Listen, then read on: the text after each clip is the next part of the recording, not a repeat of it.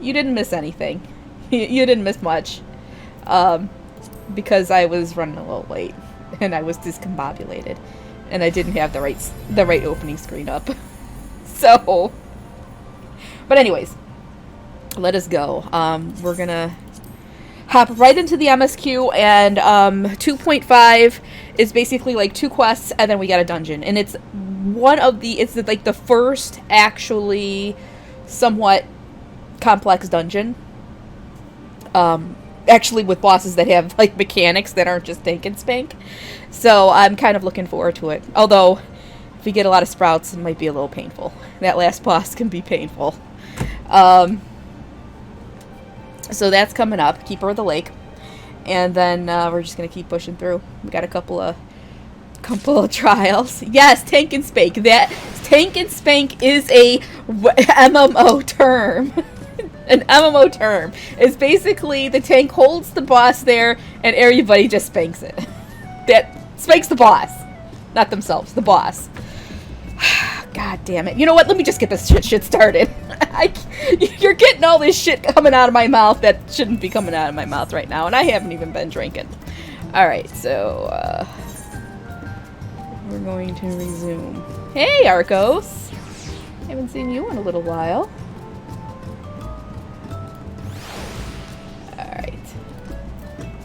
Alright. So we need to go good intentions. Back to Mordona. Mordona.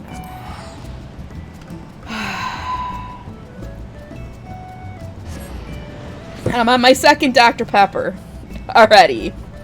So hopefully that's enough caffeine in me to get me going today. I did not have a great morning. We had an appointment to take the car in to get an oil change and some small bit of detail work done. We had a little bit of a crack on the bender. I get there, the freaking mechanics have been on strike for Tuesdays. They're like, oh yeah, your appointment's at 8 o'clock. No, it says on the line that it was 7 o'clock. But they're like, well, the mechanics the union is on strike, so that was my morning, dealing with that shit. Hopefully they're not striking anymore by the time we get back in next week.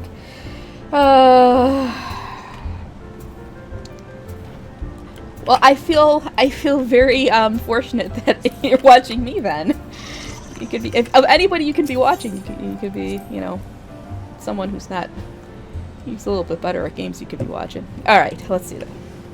Even though I'm not that bad at this game, I'm okay. Real. A lot of new faces have come in from all over to join the Crystal Braves. We're glad for the help, of course, but it's still a right pain in the arse training them up. Yeah, it is. Forgive me, Rislin. I thought I had prepared enough meals for everyone, but the others were most hungry. What? They didn't even leave me a serving? Our stocks of wine have nearly run dry. That Charlene Scholar is drinking us out of house and home. Charlene Scholar? Ooh, here's Moonbrita. Oh, Moonbrita! She's drinking them out of house and home! I told you, man. She is a woman after my own heart.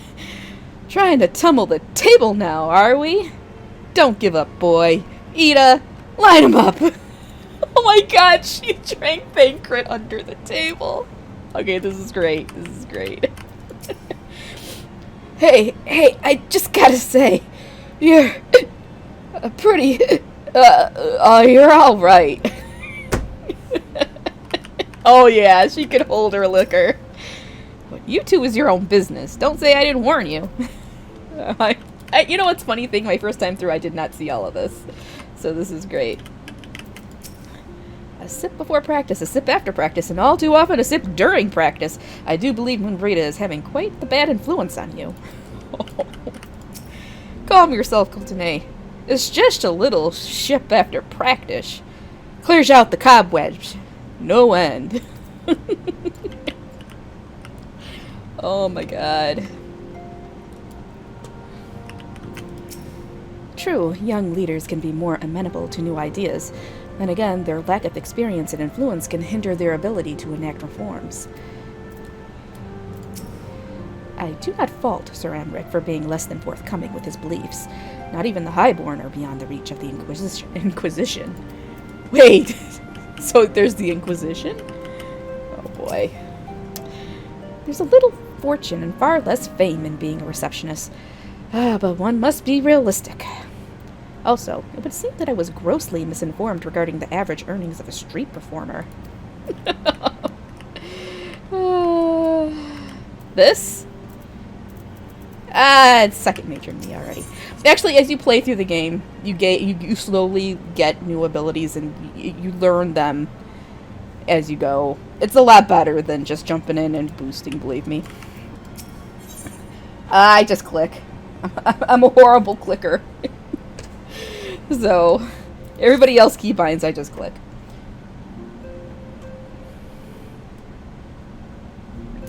I am most eager to address the Ascian threat. However, we dare not neglect our other pressing concerns. We both know full well that Saint Shiva will not be the last primal we face, and our relationship with Ishgard is still tenuous at best. To think that the resolution of the primal threat was once the sole priority of the Scions of the Seventh Dawn. Some days I wonder if it was wise for us to take on so many other responsibilities. Lest you forget, antecedents, the Scions need not shoulder the burden alone. Were not the Crystal Braves established for this very reason? True, we are presented with a multitude of problems. However, we have all the resources we need to address them in turn. Rislin, in particular, is ever a steadying hand, who I trust will continue to support the Braves. To what do we owe the pleasure? Have there been further developments regarding the situation in Ul'dah? As expected, the Immortal Flames have been struggling to cope with the revelation that one of their highest-ranking officers was a Garlean agent. Suffice it to say, Teleji Adeleji and his monetarist ilk have wasted no time in attempting to turn the situation to their advantage. Coupled with ongoing unrest, the Flames are finding themselves hard-pressed. Plainly, General Roban needs our help, and I will direct the Crystal Braves to offer what support they can. If I am to stay abreast of the latest developments and issue effective orders. However, I cannot afford to waste time traveling back and forth. And so, for the foreseeable future, I think it would be best if I were to remain in Ul'dah, unless you have an objection. None whatsoever. We have matters here well in hand. Mumbrida's research is proceeding as planned. So she tells me, though I am not familiar with the details. Orion J is poring over his tomes at the Waking Sands, and the others are contributing in their own ways. Alas, the key problem, how to form an ethereal blade at will, remains unsolved. Nevertheless, it is only a matter of time. Rislin, while we focus on that task, mayhap you could assist Alphino and his Braves with theirs. It would do much to restore faith in the Immortal Flames that the Warrior of Light was seen working on their behalf. Never forget that your esteemed status allows you to act in ways that those more tightly bound to organizations and nations cannot. As ever, I implore you to do so. Not that your response was ever a doubt, but I humbly thank you once more for aiding our cause. Now then, there are preparations I must attend to before my departure, such as receiving Riol's latest report.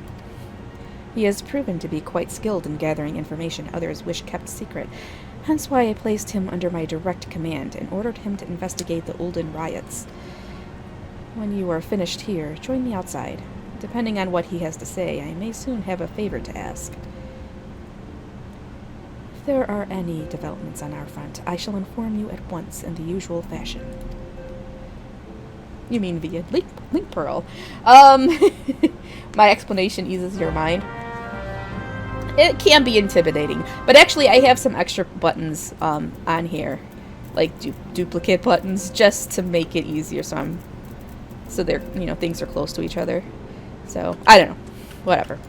There's a bunch. And not some classes have more than others. Like yeah, that's my healer. This is my tank. This is my Dragoon, which has like a lot, and like my Bard has kind of quite a bit. I actually think Bard is one of the easier classes to do, but yeah, whatever. All right, healer. There we go. All right. My Spoony Bard. I would actually do more dungeons and stuff as a damage dealer, but the queues have gotten really long for us for damage dealers for DPS since the huge influx of players.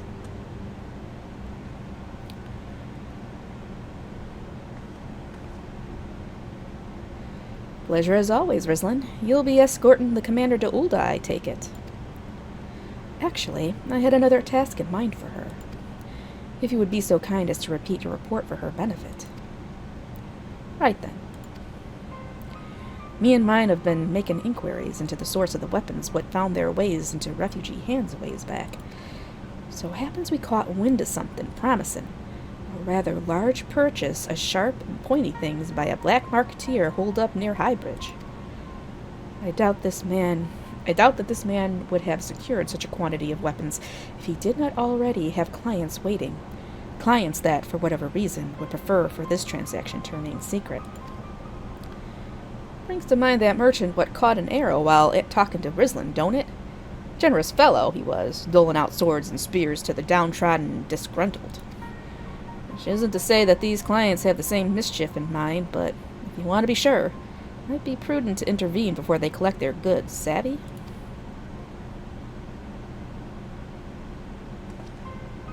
Seizing the weapons before they fall into the wrong hands would be for the best. However, if we strike at the appointed hour, we might capture the black marketeer as well as his clients. What say you, Rislin? Then it is settled. Rendezvous with Captain Ilbert at Highbridge and intervene when the exchange takes place. Now then, if you would excuse me, I must leave for Ul'dah. I expect good tidings. You expect good tidings? Really? Really? Oh boy. Alright.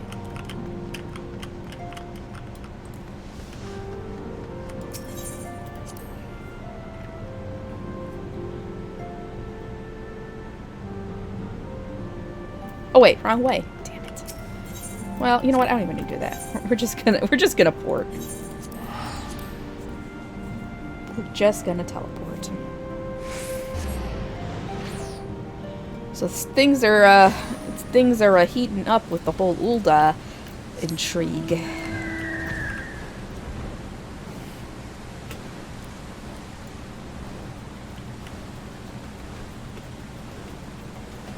So rainy.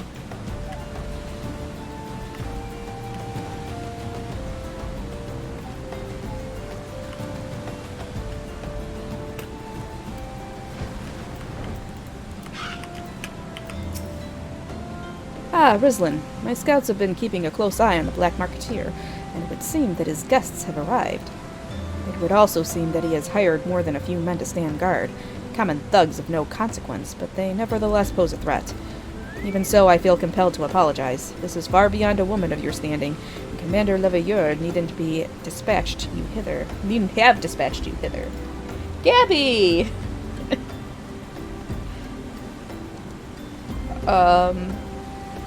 Yeah, it was that raid's a little intense. But powerful men ever have need of loyal, able-bodied friends. Having found one in you, 'tis only natural that he would come to rely upon you without hesitation. Okay.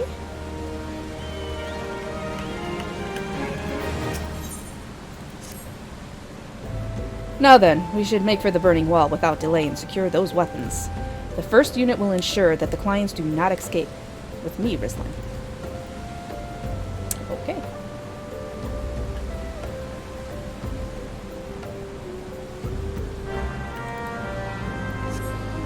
We got to get those weapons.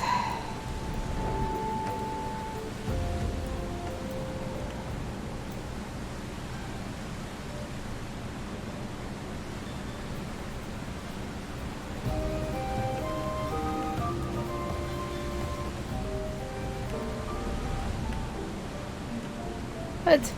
Where are they? Are they in a cave? Damn it, where does this cave open up? Ugh.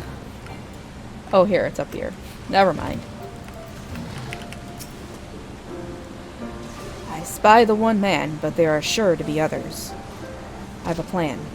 While you approach the sentry and create a distraction, my men and I will slip past and catch the Black Marketeer unawares.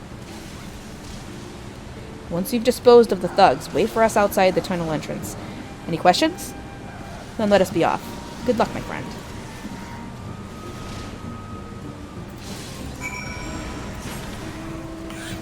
It wasn't a crocodile. It was actually a T-Rex. And now I'm flying on I'm on a flying chocobo poop. Choco poop. Alright. Who goes there? An adventurer? Damned fool. You should have never come here. Oops. Oh. I killed those poor golden fleece over there. Wait, there's another guy here. Bodyguard. Come on. Hey, Sam. Alright, did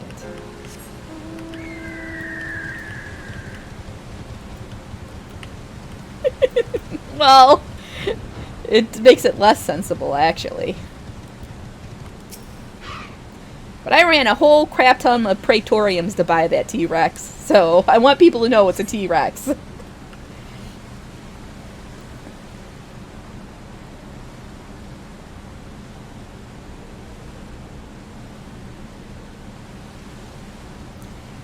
I don't understand.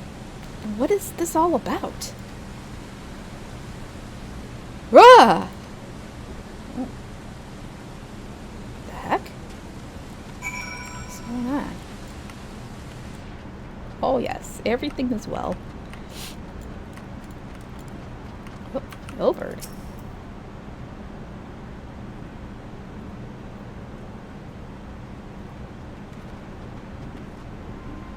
As you can see, this is a fine mess.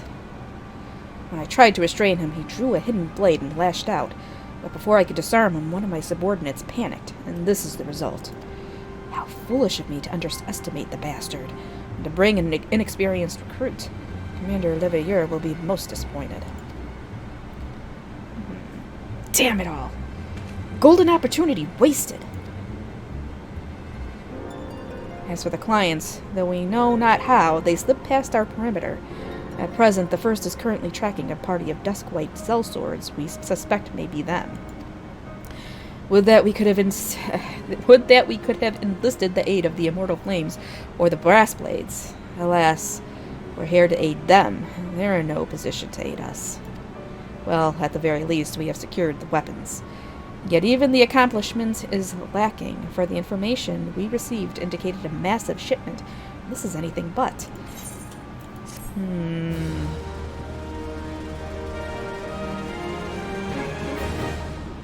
I feel like something's missing here. I will join the first in their hunt for the Duskwhite sellswords. If the gods are good, we will catch them before they escape into the Black Shroud. In the meantime, I ask that you deliver these weapons to Ul'dah in my stead. Entrust them to the Third's Yu Hase. He will take care of the rest. Yu Hase? That freaking Lalafell? Seriously? That dude is no good, I'm telling you. No, I have never played Dishonored, but I heard it's pretty good. I heard it's pretty good. Maybe one day. Maybe one day I'll stream it.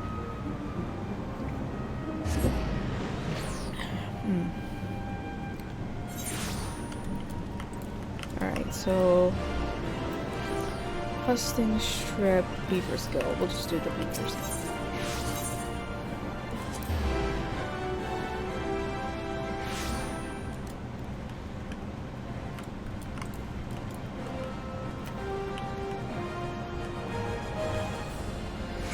Whew.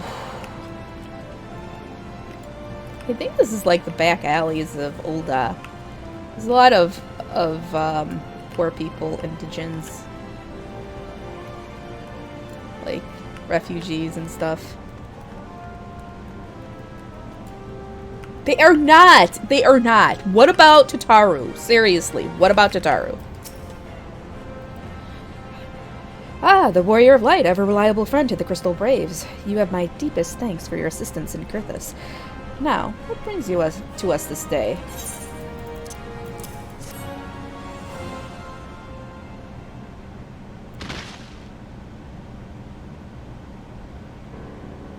gift of weapons for from a certain black marketeer, courtesy of Captain Ilbert, you say? Understood. Once we've cataloged the contents, I'll have them delivered to the Hall of Flames. This cannot be everything, can it? We all stated with confidence that there would be a far greater quantity of weapons. A blatant falsehood.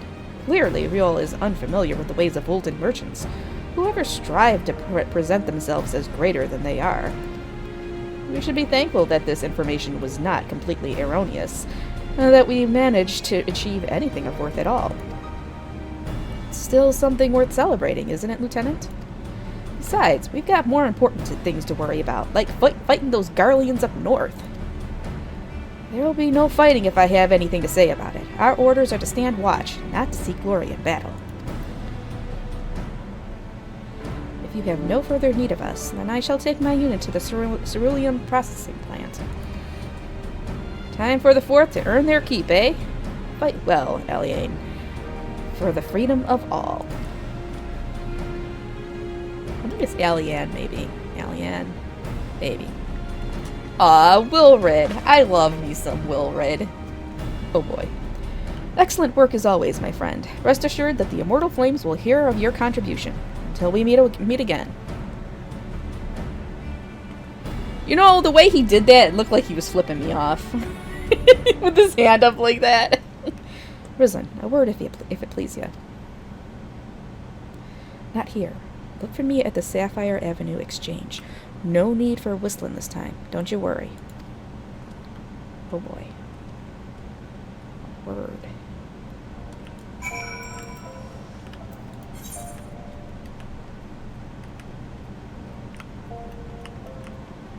Oof. Oof.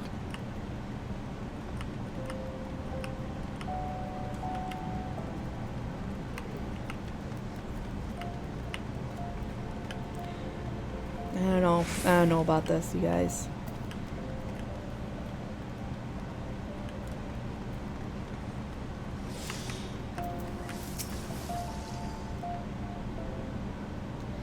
Thanks for indulging me request.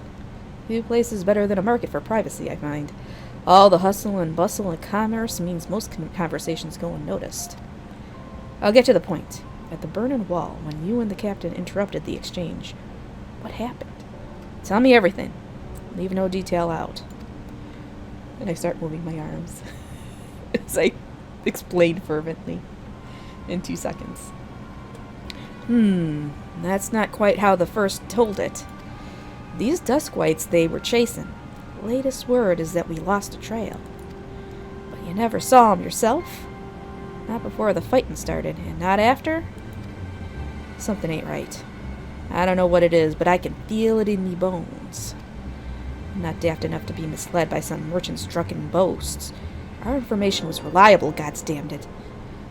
I know he purchased those weapons. As if I've never deciphered a moneylender's books, or had to follow a transaction back to its source. Did plenty of that back when the Braves were getting started, believe me.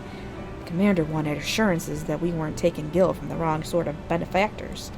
Of course, these days the money flows like water, and the first and third get the shiniest new toys.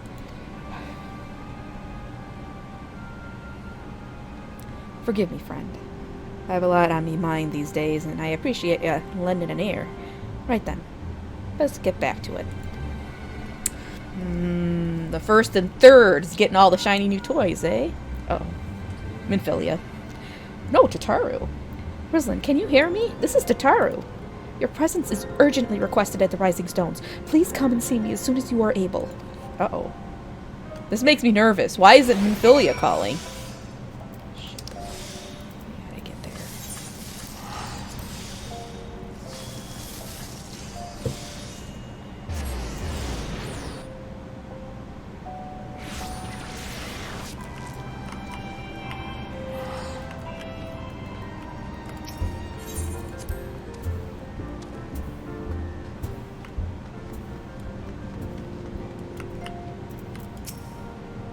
Thank you for coming so quickly, Rislin. We have a guest from Ishgard who wishes to speak with you. A most, Determined lady by all indications.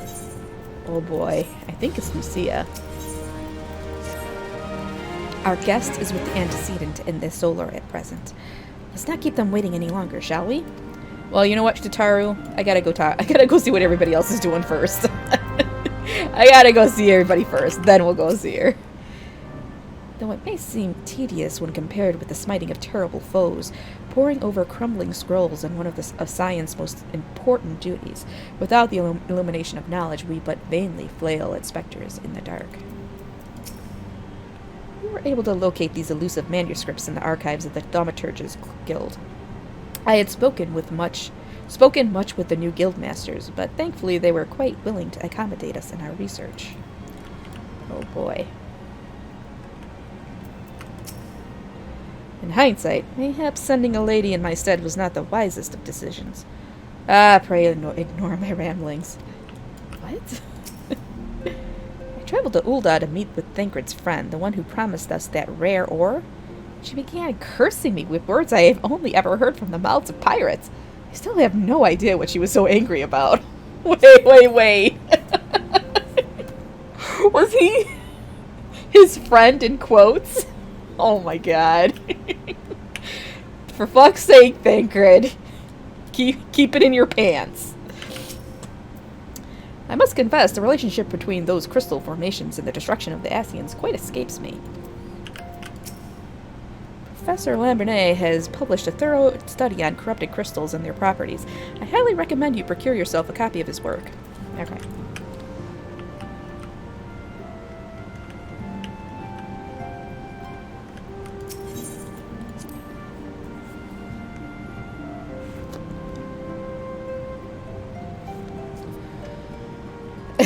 Yeah, very bad, Thancred.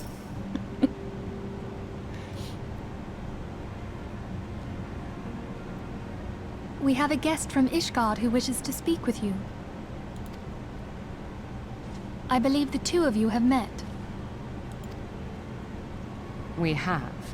I had hoped to speak with Commander Leveilleur as well, but I cannot afford to wait any longer. The Lord Commander sent me hither to request your aid in a matter of grave import. You see now why I had Tataru summon you. Now that we're all assembled, perhaps you would be good enough to elaborate on the nature of the matter which brought you to us. The Observatorium's astrologians have sounded the alarm. Last night, the Dragonstar burned with an intensity not seen in 15 summers. Not since the Dravanians engaged the Empire in the Battle of Silvertear Skies. Uh-oh. The northern sky doth burn full bright upon the Wormlord's call. The red behemoth beckoneth, and flame consumeth all. The old Curthan rhyme, aye. The brightening of the Dragonstar is said to accompany the roar of a great worm. The astrologians believe that it was Midgard-Soma himself who cried out on this occasion. After an absence of centuries, the King of Kings did return to lead his kind against the might of Garlemald, only to fall in his duel with the Agrius, proud flagship of the Garlean fleet. Devoid of life, his corpse remaineth entwined about the Magitech monstrosity even unto this day. Ariange has the right of it. Whatever this alteration in the Dragonstar portends, the Great Worm has shown no sign of life. Tataru, have the Domans reported aught out of the ordinary?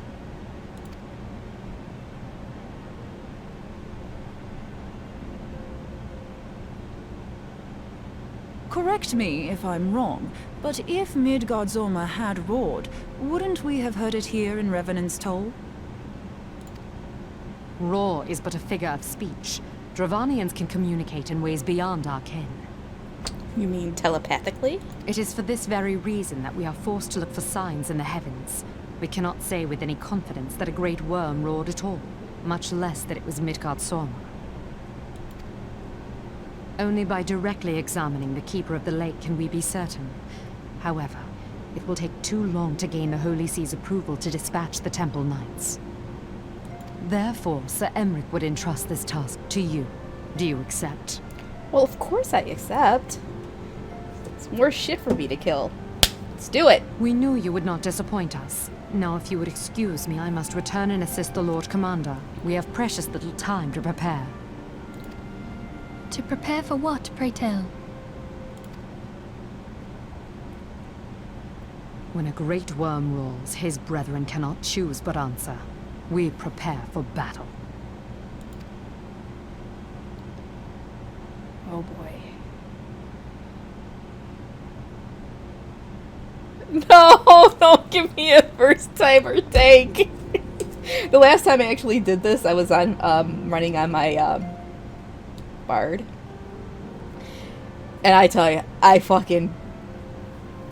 pulled that last boss. I pulled the win right. Like, I carried that group. I'm just saying. Anyways, forgive me if I state aught which you already know, but I would ensure that you understand the nature of your destination. As Oriange stated, what we now call the Keeper of the Lake is the wreckage of the Agrius, former flagship of the Imperial fleet, and the corpse of the worm responsible for its destruction. 15 years ago, as the next step in his campaign to subjugate Eorzea, Gaius van Baelsar attempted to seize control of Mordona. So massive was his force that all thought his victory a foregone conclusion. But an unlikely ally came to Eorzea's aid that day. Midgard Sormer, legendary guardian of Silver Tear Falls, burst forth from beneath the waters of the lake and led a host of dragons against the Garlean airships overhead. In what would later become known as the Battle of Silver Tear Skies, the Great Worm felled countless airships before engaging the Agrius. In the ensuing struggle, the flagship's cerulean engines failed, and it tumbled into the lake below. Yet this victory came at a great cost, for the explosion which followed claimed the life of the Great Worm as well. That same explosion transformed Silver Tear Falls into the desolate wasteland it is today, draining the lake of its waters and crystallizing ether from malms around. Yet a remnant of the lake remains, and at its center, a constant reminder of that fateful day long ago. In accordance with Sir Emmerich's wishes, our Doman allies have been standing watch over the Keeper of the Lake. It would be wise to speak with them before investigating the wreckage yourself. Be careful, my friend. We know not what dangers await you within. Now then, let us not neglect our own tasks. There is much to be done, and precious little time to do it.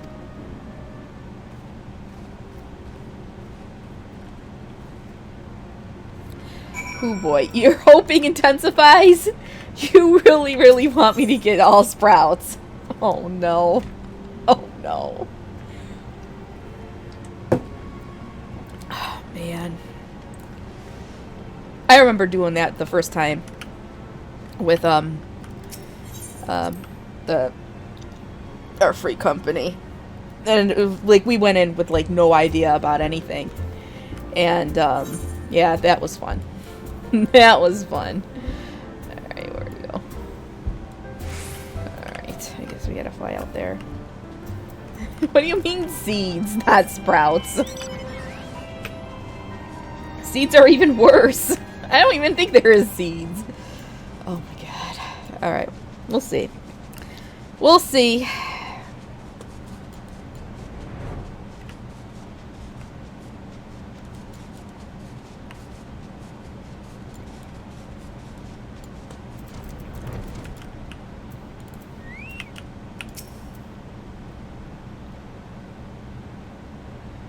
You're in luck, miss. I was about to send word to Revenant's Toll about the Garleans.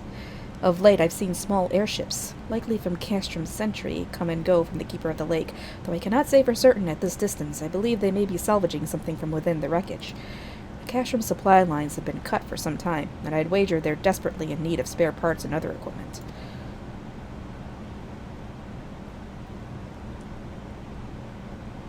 So it's true, then. The Ashgardians honestly fear that the worm might rise again? Well, from here that seems rather unlikely, but if it's assurances they want, I've no choice but to inspect the corpse in its entirety. Easier said than done, given there's creatures which inhabit the wreckage, and the aforementioned Garleans who won't take kindly to your presence. You're sure to fire upon an airship, so I'd advise a more stealthy approach. Take this boat and a few of your comrades to the base of the Agrias, then climb to the top. It's the only viable approach, I'd say. Nope. Time to do it. Okay, I'm gonna go to the bathroom real quick because I had way too much Dr. Pepper, and then we're gonna queue for this. So. Give me a minute.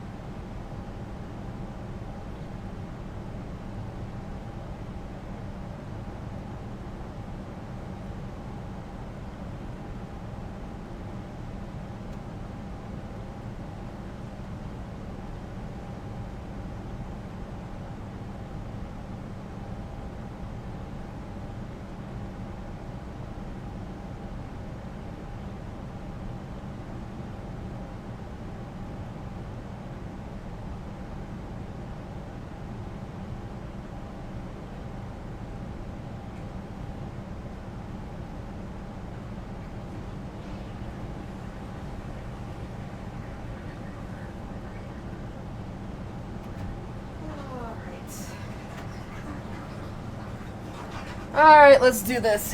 Let's do it. Alright. I would think we should get an instant queue because healers are quite in need these days. Alright. No.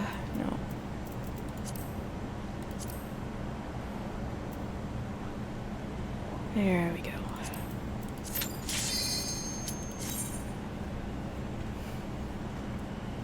Oh, please don't give me level boosters. Those are worse than those are the worst. Sprouts I can take because at least they're trying to learn their class and shit. Oh my god. Where is it? Okay, there we go.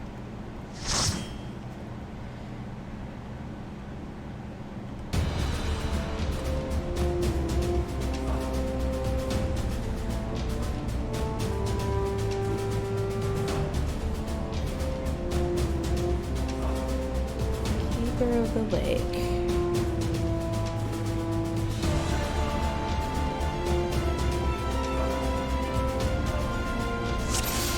Two sprouts. Oh, one's the tank. Oh boy. Alright, let's do this.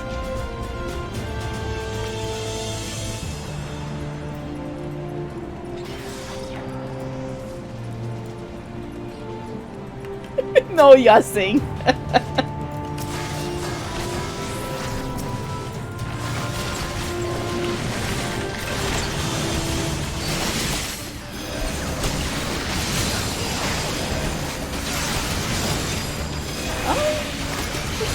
Guys are going down pretty fast. Alright. That's alright.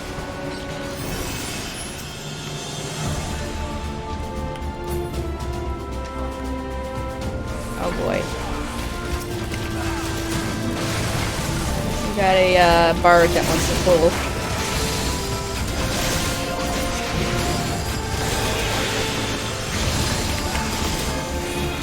And the tank is off.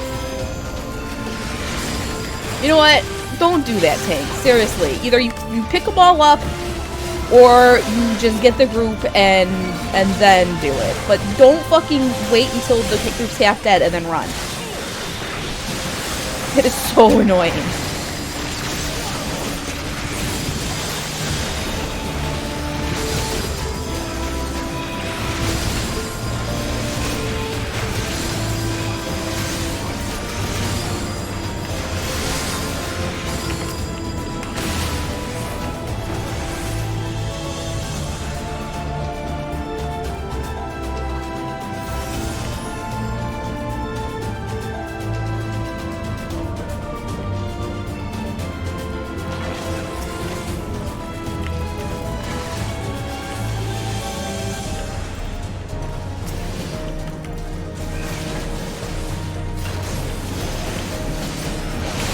Don't run him around! Seriously!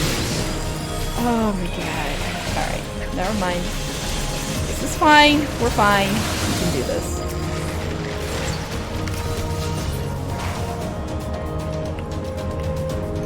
First boss.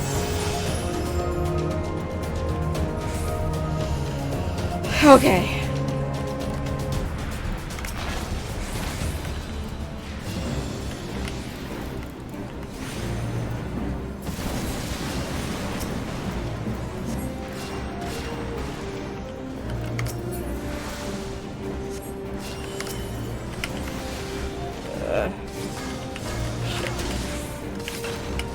Get aside.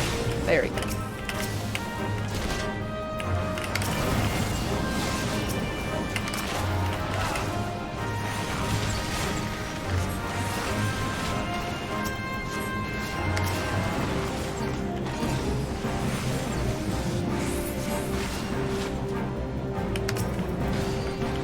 Oh boy.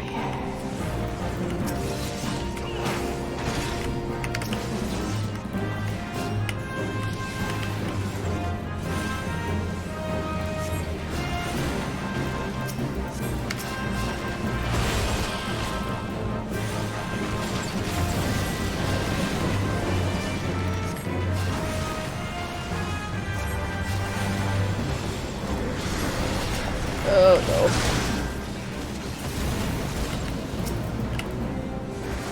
Take it out of this.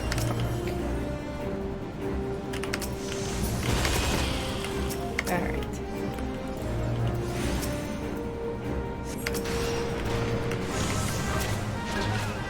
Yeah, they didn't move it.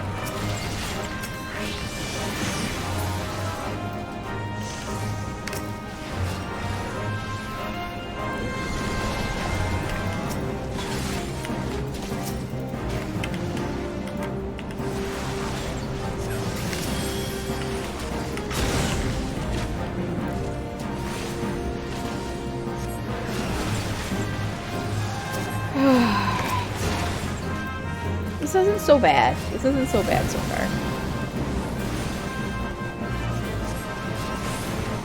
But this isn't the last boss, so... Oh, fuck. I misspoke. I misspoke. God damn it.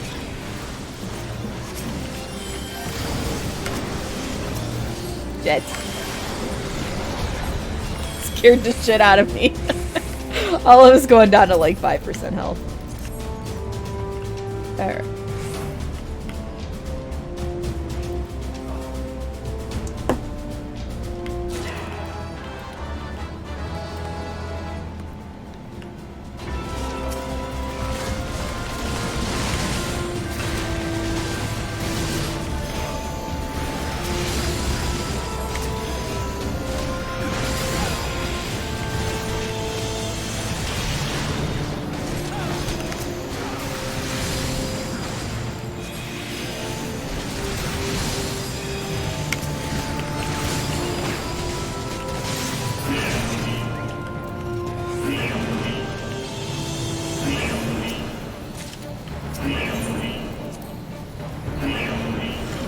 Alright.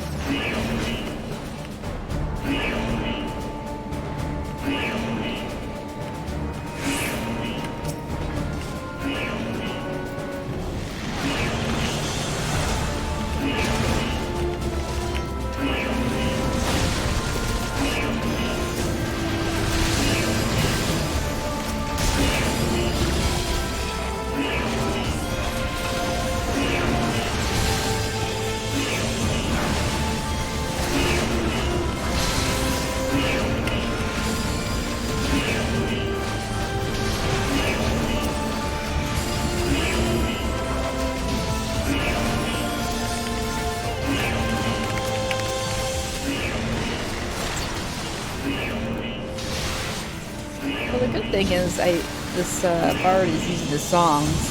I can't tell you how many dungeons I've been in where the bard just doesn't use any of the songs. That's a problem. Oh, he's actually using arm's length. Okay, that's Not bad.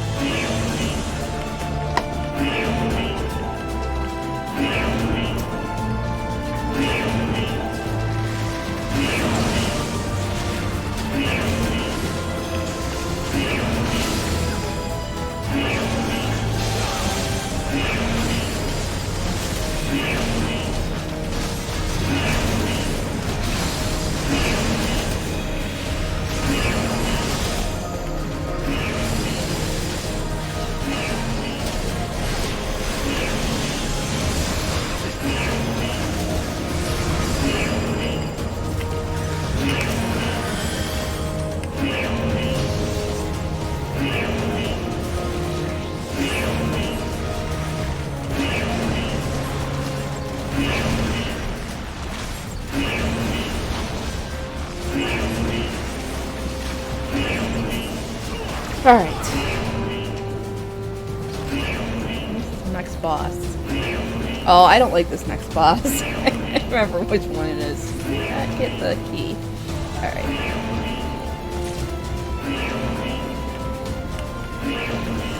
Boy. Alright.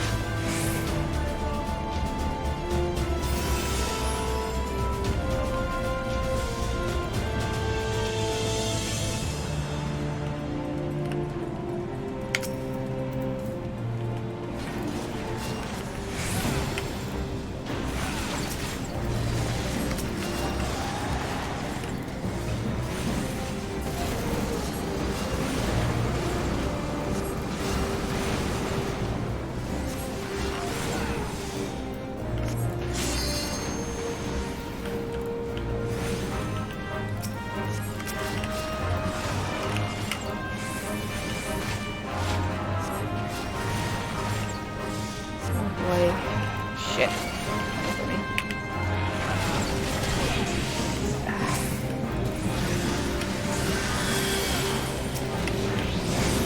Dang it, still room.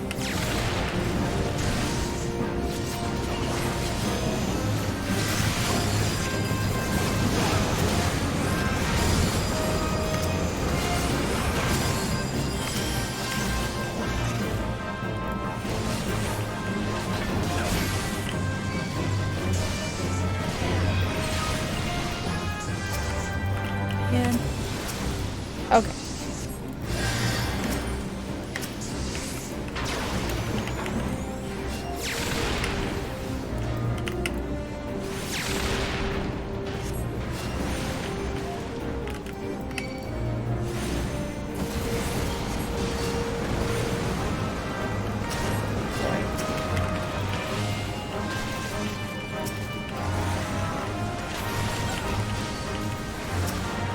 Please get this thing off of me, please.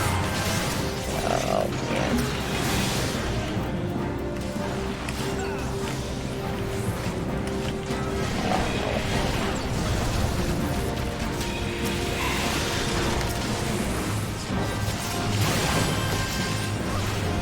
Shit, there's no room to move. Okay, good, dead. Oi!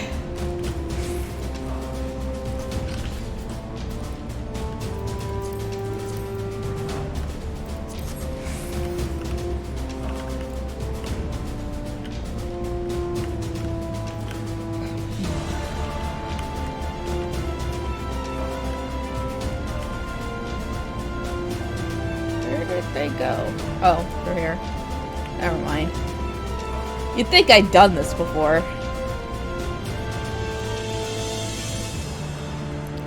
You would think. Ugh.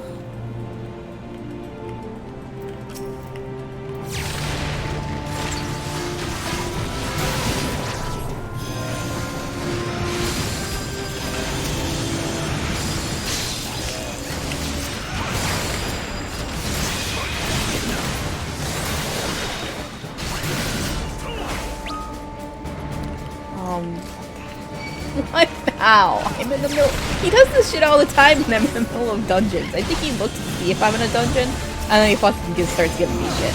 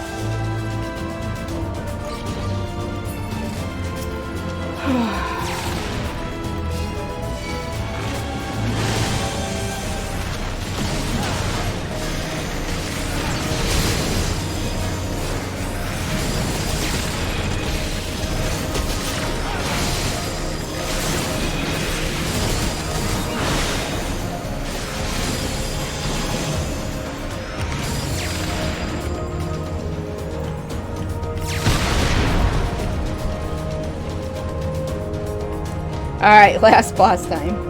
This one's gonna be a little tricky, but it seems like these two, the DPS, know what they're doing, so we should be alright.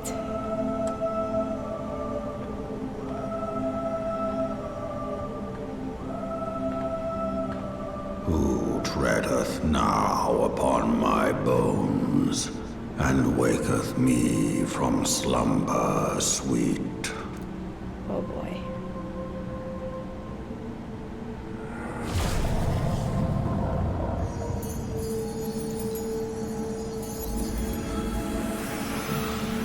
Oh boy. Thou hast forgotten the face of thy Lord. Remember, mortal, and fear me.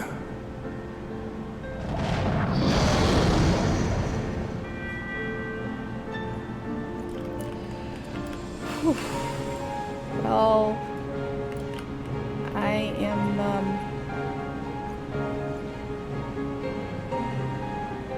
yeah. I think he's just explaining and stuff. Okay.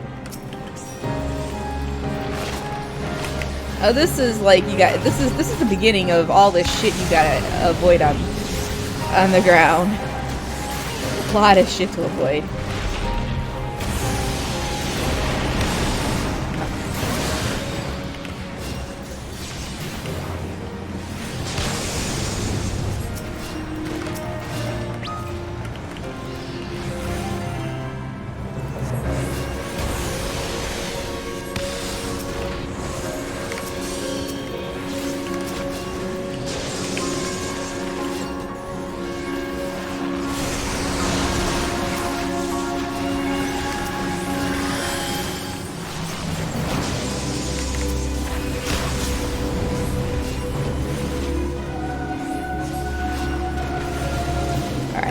This guy.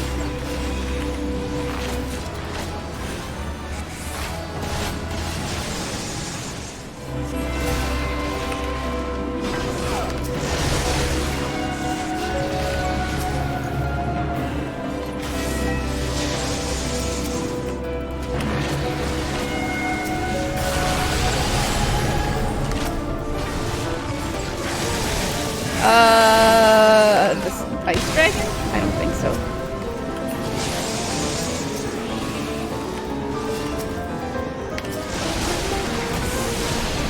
Okay.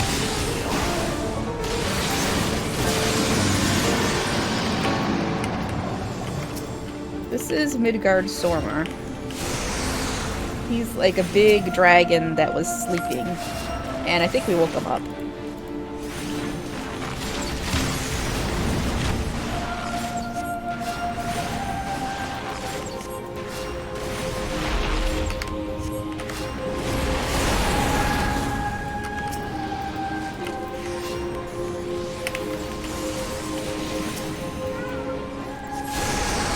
I really hate that I don't have any of my oh shit buttons at this level. I have one. Oh boy.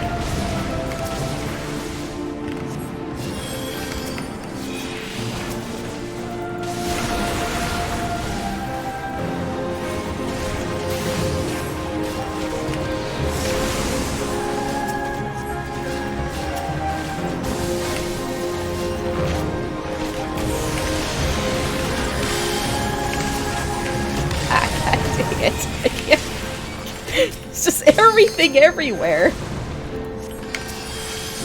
I gotta get this guy. Oh my god. Oh no, we gotta get him down. This is gonna be a wipe. Alright, here we go.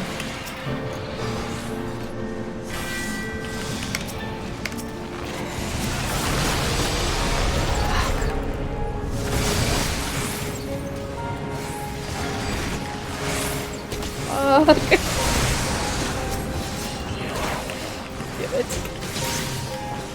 Oh, god damn it. Oh, come on. Up.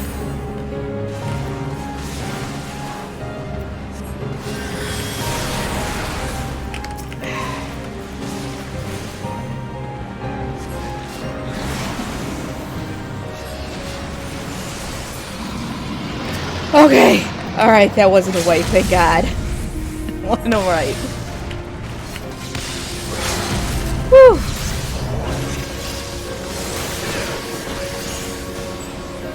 Whew.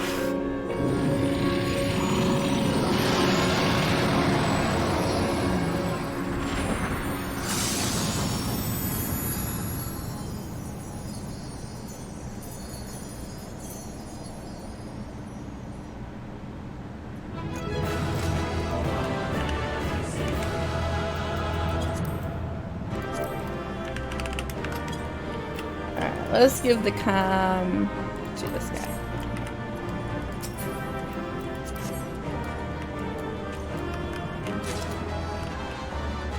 Alright.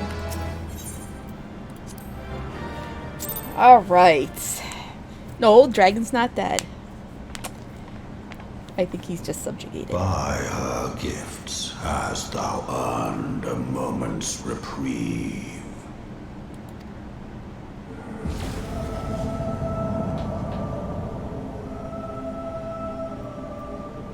Speak, mortal, and I shall listen.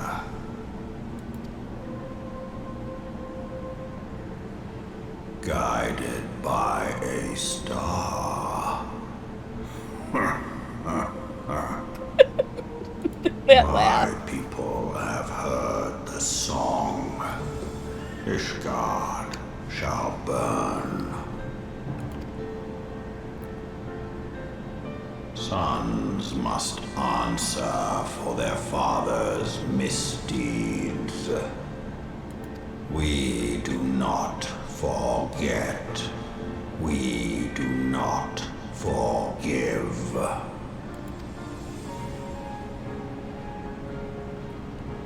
Seven children did I sire.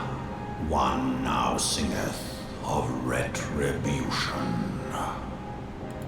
I rise to join in the chorus. Thou art powerless to silence us, mortal. Yet thou shalt not live to labor in vain. Thy reprieve is at an end.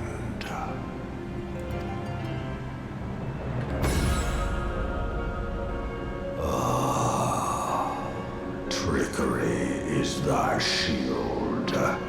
This frail, ignoble creature is not gifted, but chosen. I'm the chosen one?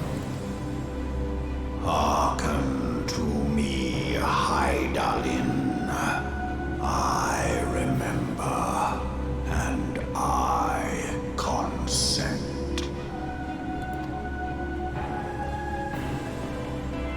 Fear not, mortal.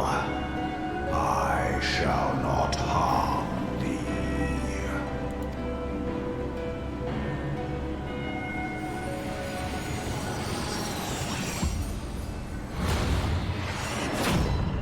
Okay, that looks like harming me.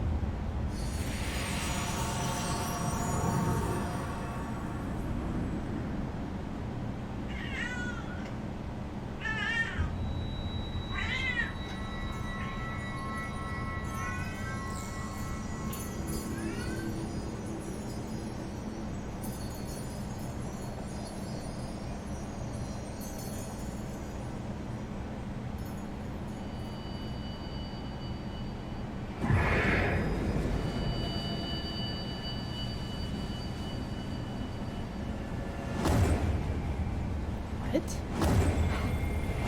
What?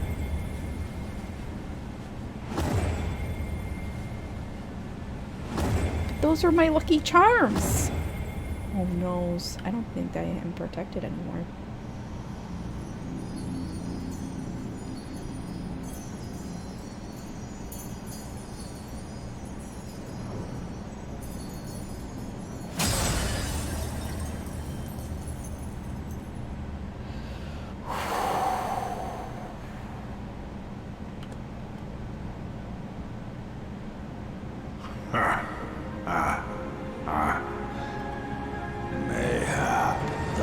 thinkest me an oath breaker.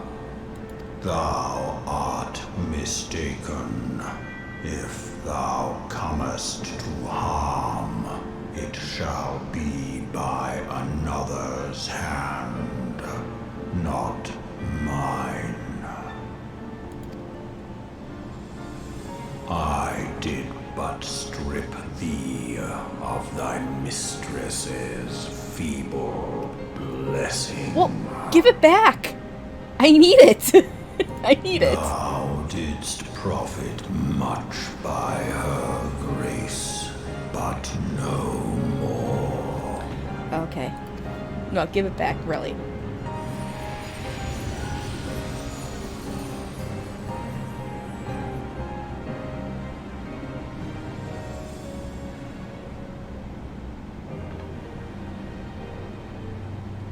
The covenant binds me to thee. I shall watch, listen, and wait. The other dragons do speak in Travanian, in the English dub. I just think I think Midgard Stormer speaks in English. The others do not speak in English. Fight and struggle, if it be thy will. Man hath ever coveted that which lieth beyond his grasp. So now I'm bound to Midgard Stormer? I drink of her body, and thence doth mine own find new life. When it hath grown whole, the loyal and penitent shall rejoice. The dragon song heraldeth a beginning and an end.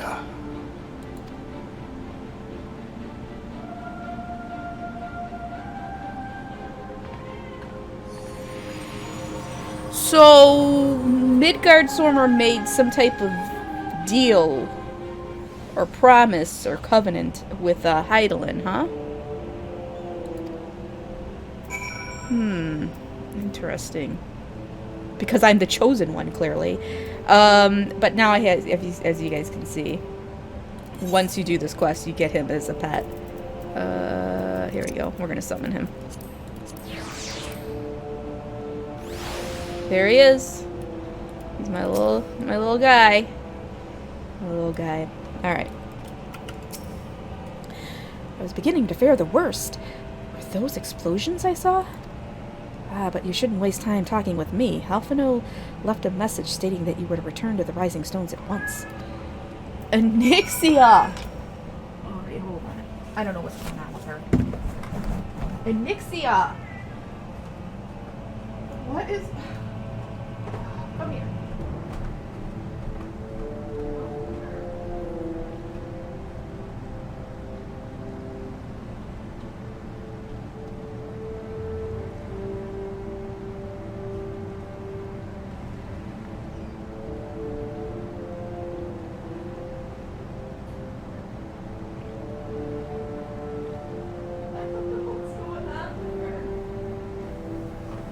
She runs. She cries, and then she runs.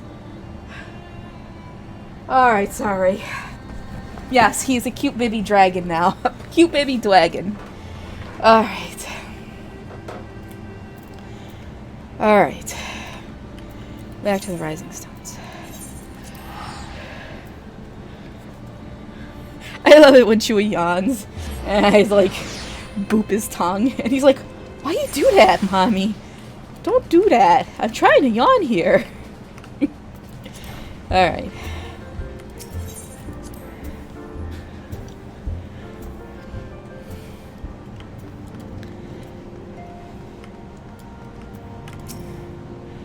Have you spoken with Commander Leveilleur yet? He has been pacing again. 12, save me. Is it coming? What should we do? Oh, he's not?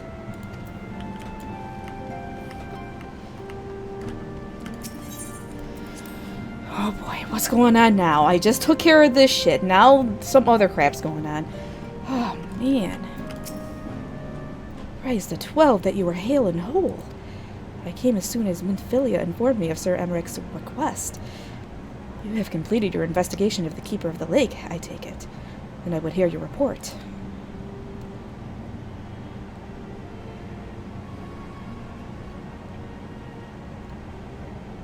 You conversed with Midgard Zormer? I swear, were anyone else to make such a claim, I would regard it with considerable skepticism. Are we to understand that the Worm Lord did not perish, and has in sooth lain dormant these past 15 years? Thus a resurrection and more rejuvenation, if were he who dwelleth in eternity, years passing as moments. Though his words were ambiguous at times, one statement left little room for interpretation. My people have heard the song, Ishgard shall burn. Clearly an attack is imminent. We must share this information with Sir Emmerich immediately. However, we dare not divulge your conversation with Midgard Zormer in its entirety. To even acknowledge that you heard the voice of a Dravanian is a grave but necessary risk. Lest we forget, men have been executed as heretics for declaring as much. For your own protection, and for the sake of our tenuous relations with Ishgard, the truth cannot leave this room.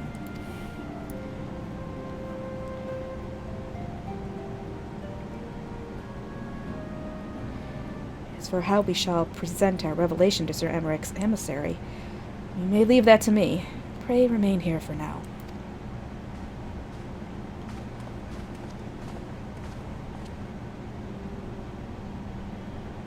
Is there something you are not telling us, Rislin? You seem different somehow. 'Tis almost as if you were missing something important.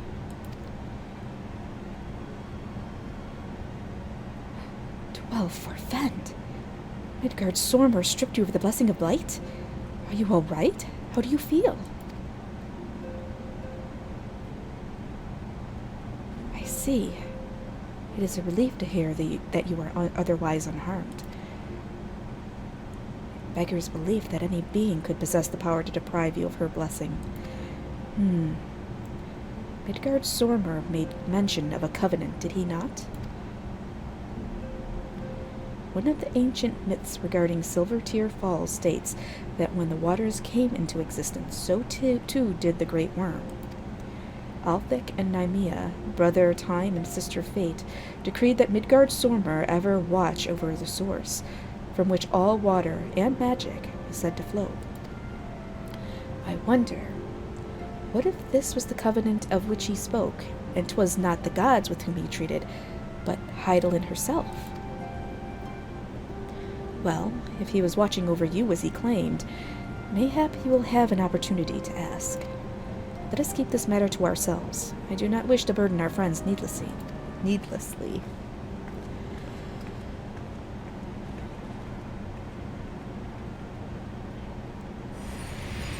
Oh boy, there he is again. Art thou a pawn, or master of thy fate?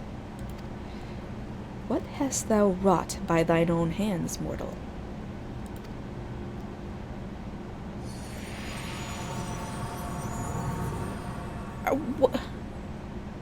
What is with the peanut gallery here? Great! I'm gonna have him popping up all the time now, aren't I?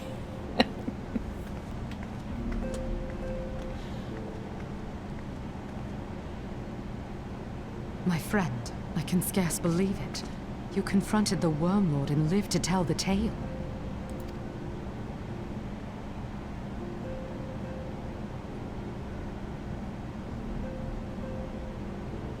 I give thanks to Helone for your preservation. It is our sole cause for gladness. Your encounter with the Keeper of the Lake served to confirm our fears. A great worm has roared, and it makes little difference if it was one of the two in Eorzea or any other. The Dravanians are coming. I am told that Ishgard has magical defenses against Dravanian attack, though I am not privy to their exact nature. Will they be enough to repel a massive force? Ishgard has weathered countless assaults over centuries. This will be no different. And now that you have confirmed the threat, none can ignore the Lord Commander's calls for the wards to be strengthened. I dare not presume to speak for him, but I expect the Lord Commander would sing your praises. Oh, would he now? I must away, but we shall meet again soon.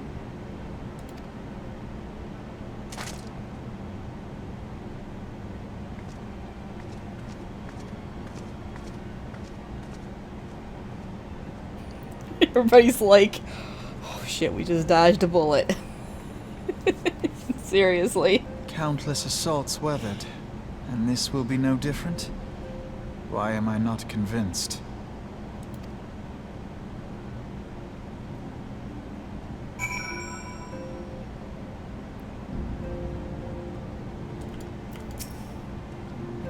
The Ishgardians have warred with the Dravanians for centuries, nay, nearly 1,000 years. All that time, not once have their enemies breached their defenses and entered the city proper. Yet regardless of how strong these magical wards may be, I nevertheless fear that the Ishgardians are underestimating the gravity of the situation. Though it was not Midgardsormr who roared, a call to arms by one of the first brood cannot be ignored. Until such time as they choose to request our aid, however, we can do naught but observe the situation at a distance and pray that our fears are unfounded. Oh boy. I'm getting myself wrapped up in this shit. Oh, let's go talk to Moonbrita. Ere I forget, I believe Moonbrita has requested a gathering of the Scions. I assume there has been some progress concerning our efforts to combat the Ascians. Pray inform her that our business with the Ishgardians is concluded for the moment. I shall be along once I have completed my communications with the Crystal Braves. Alright. What's going on over here?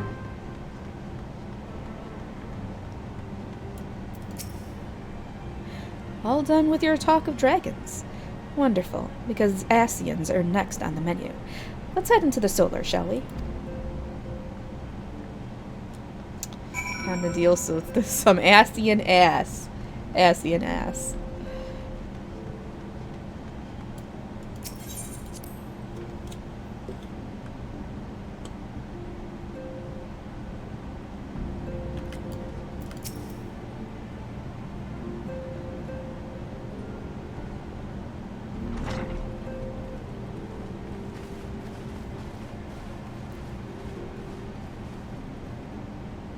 Now that everything's calmed down a bit, relatively speaking I mean, I thought it might be a good time to share our progress on the weapon.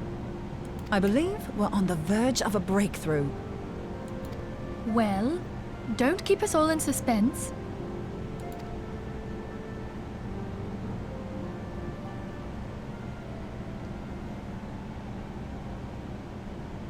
Just in case anyone's forgotten, let's start by reviewing what we already know. So, an Ascian is an immortal because its soul doesn't return to the ethereal realm when its host is defeated. Instead, it flees to the place that lies between our world and the void. Therefore, the first step to permanently defeating an Ascian is preventing its soul from making this journey. And if you recall, when we last gathered here, I had verified that White Auracite has adequate capacity to entrap the beings, albeit only briefly. Which left the small matter of their extermination. Aye. To unmake an Ascian soul, one must needs smite it with a concentrated burst, or blade, of purest ether. However, we wanted for both the data and the means to forge such a weapon. Short of experimenting on an actual Ascian, you see, there's no way to gauge how much ether its soul is made of. As such, we don't know what etheric density our blade needs to have in order for it to work. So we'll just have to make the densest blade we can and hope for the best. Though that would require a lot of ether. Hang on a minute. Why didn't we think of this before? White auracite can hold an absolute heap of ether, can't it? Please tell me you're joking. God's sakes, Ida. I feel as though I'm reliving the same scene over and over with you. How many times do you need to be told that white auracite cannot store ether for long periods? Being intangible matter, ether is given to dispersion. Only in its crystallized form is it a stable source of energy. I will test you later on this, so see to it you do not forget. Oh my god, Papalymo, stop. Right, yes. It's all coming back to me. She's a little flighty, though. So our hopes rest on good old crystals again, do they? While they are certainly reliable, they leave something to be desired in the area of portability. Indeed.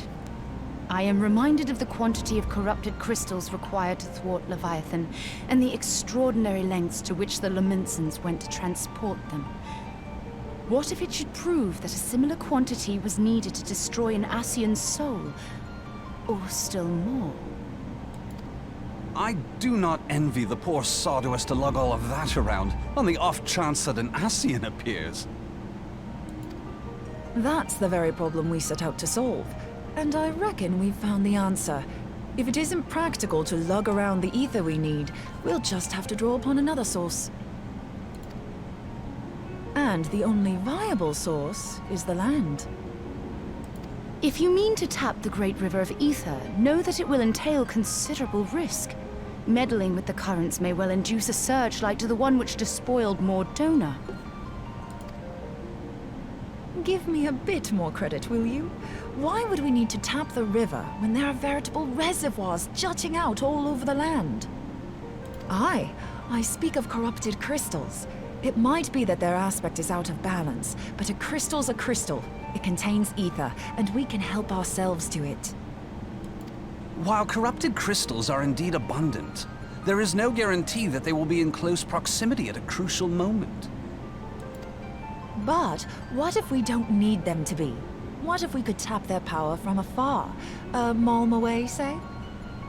If we could do that, we'd have ready access to ether aplenty in almost every corner of Eorzea.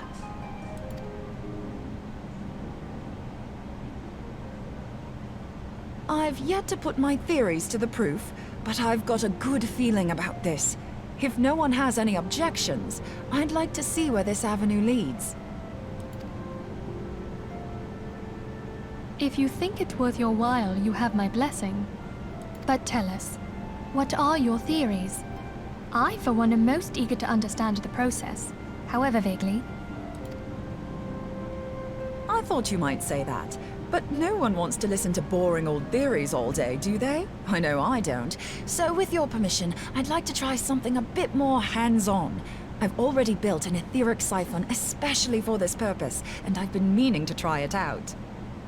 Thing is, the profusion of corrupted crystals in Mordona makes it something of a high-risk testing ground. If anything goes awry with the siphon, it would be better if it didn't happen within spitting distance of quite so much ether. Ideally, I need an isolated specimen. Does anyone know where I can find one? Nope, you're seriously like, nope, nope, nope. May I suggest northern Thanalan? There you will find corrupted crystals of middling size, standing a reasonable distance apart.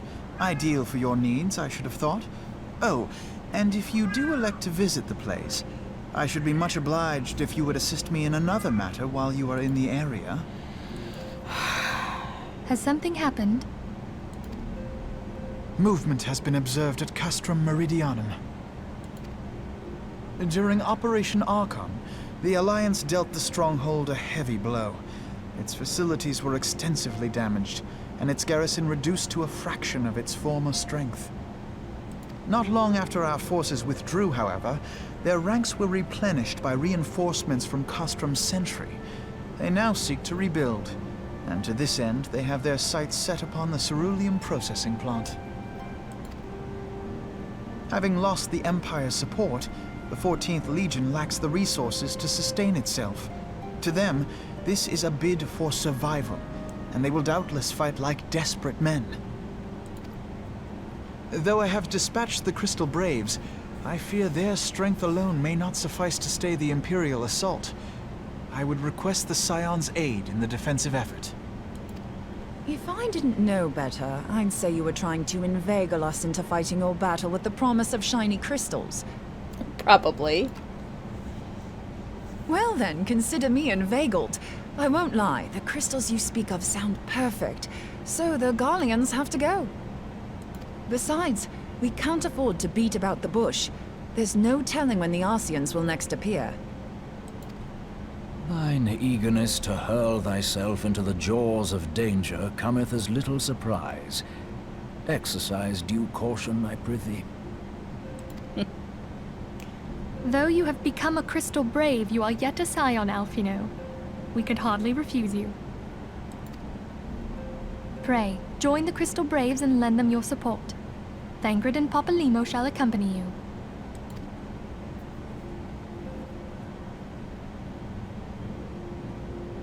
Ida and Y'shtola, in the meantime I would have you assist Moonbreeder. Scout out the crystal clusters, that the testing may commence as soon as the Garlean threat has been eliminated.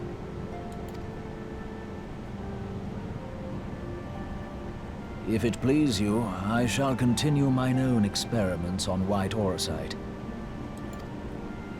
Thank you, Urianger. Everyone, pray see to your preparations and depart as soon as you are able. Go well, and be safe. Alright, we're doing this. Alright, I'm gonna go get another soda. I'm gonna get another Dr. Pepper because I am really tired. I scrubbed the kitchen floor and the bathroom, and I did a bunch of cleaning today, so... And I didn't sleep very well last night. So I need this. I need it.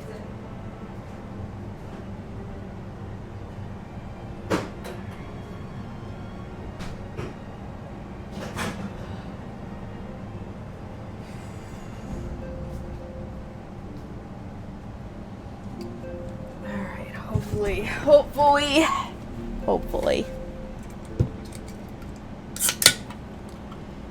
this will help. Alright, speak with Alphino.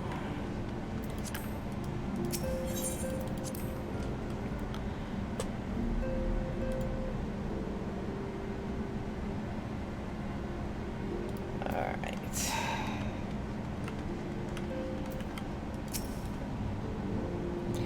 It would seem that events have once more conspired to rob us of rest and recuperation. Though I would wish it otherwise, I must ask that you head straight away to the processing plant. The Fourth have already deployed to the area and await the arrival of the Scions.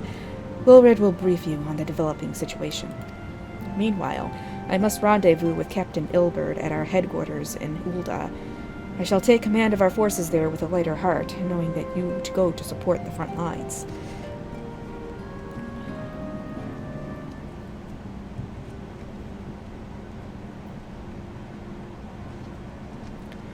Your duties take you to northern Thanalan, do they not? We too must say our farewells to the Rising Stones for a time. Flamen travels to Ul'dah, and we shall serve as her escort. At my daughter's behest, I go to contact certain old acquaintances in the Gilded City. We are beset on all sides by civil unrest and imperial machinations, threatened by primals and troubled by dragons. We need all the allies we can muster. Many of my friends hold positions of power, you see, and it is my hope that they can be convinced to aid the Scion's cause. If past events have taught us anything, then we know that Eorzea must present a united front, or we shall fall. Ah, how extraordinary that my little Acilia is involved in such far-reaching affairs. I am proud that I might now stand at her side, not only as a mother, but also as a colleague. Oh my God, Cat, stop! And I yell at her. Yelling at her ain't gonna do anything because she's deaf. A colleague with influential connections, but I fear that Ul'dah has become a place of danger, even for one so familiar with her streets. Bah! Woe betide the blackguard that so much as glares in your direction, milady. I like Cory Boulder.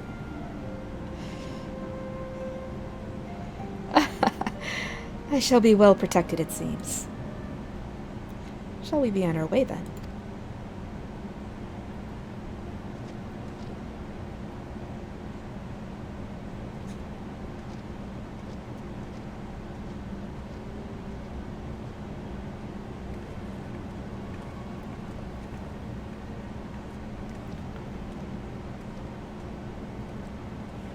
Alright.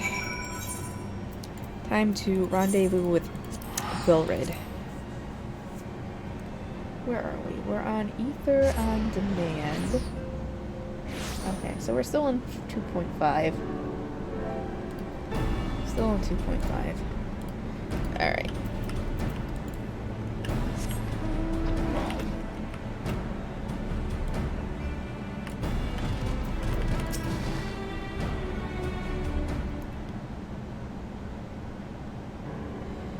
Commander Leveilleur sent word that you'd be coming. A veteran of your talents is most welcome. Not that I don't think we can handle the situation, mind you. I've learned a trick or two since that disaster with the Almalja. Returning to the task at hand.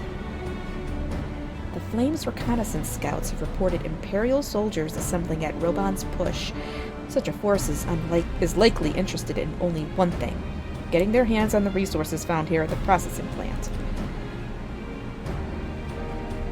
Garleans could begin marching on us at any time. Pray speak with Lieutenant Edelstein that he might coordinate our counter-strategy. In the meantime, I will inform the others that you have arrived. No doubt it will be welcome tidings. Whew, okay. Let's do this.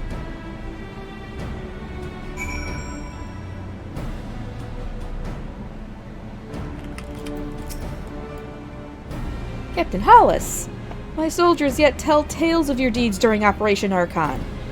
Would that we could sit a while and reminisce about old times, but I fear more pressing matters require our attention. The civilian draughtsmen, you see, have come across several highly suspicious crates within the boundaries of the processing plant. I had my sappers take a closer look, and our worst fears were confirmed. These boxes contain powerful explosive devices of Imperial design, no less. By my order, the Flames stationed here are conducting a thorough sweep of the compound as we speak. Though it troubles me that we were unable to apprehend the Imperial spy behind this, I have faith that our men will be able to neutralize the threat, for now. In the meantime, our scouts bring troubling news on the latest movements of the Imperial army. I would once again ask for your aid. It's always the Imperials. It's always Garlemald. They're always doing shit.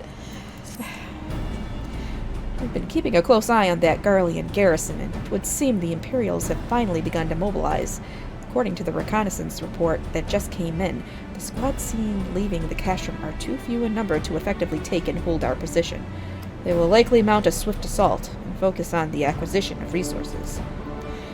I have, of course, also shared this report with the Crystal Braves. They have decided to take to the field to meet this assault head-on. I have apprised your fellow Scions of the situation, and am heartened to know that they will be joined with the effort. Pray report to Lieutenant Elian, and lend your much welcome strength to the counteroffensive. On it. It's not garlic mold, okay? It's not garlic mold. Can garlic even get mold? It's got antimicrobial properties. I don't think it can get moldy.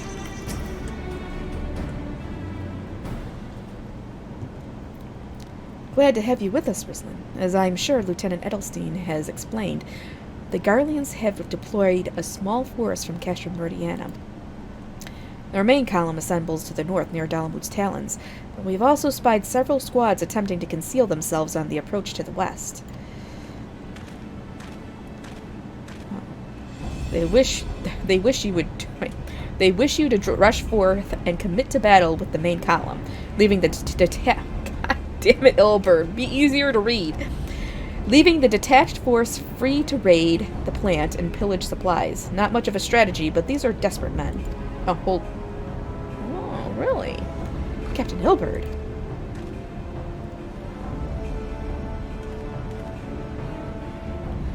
Greetings, Scion. I understand the commander bid you and your fellows come lend a hand to the Braves.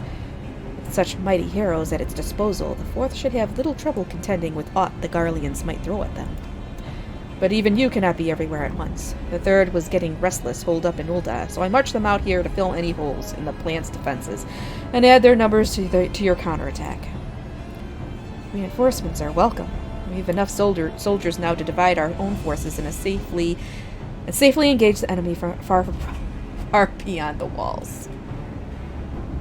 Aye, 'twould be best to avoid staging a battle anywhere near this much ceruleum. Let's take this fight to the Garleans.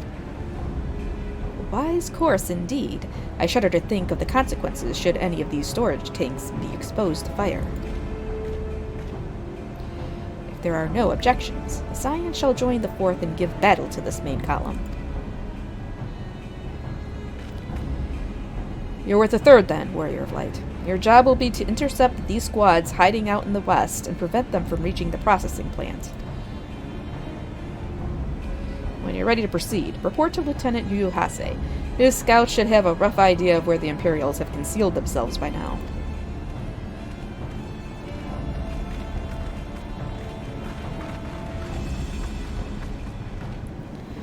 Alright. Is this another one of those solo trials? Not trials, solo duties. No, not a solo duty yet. I feel like one's coming up.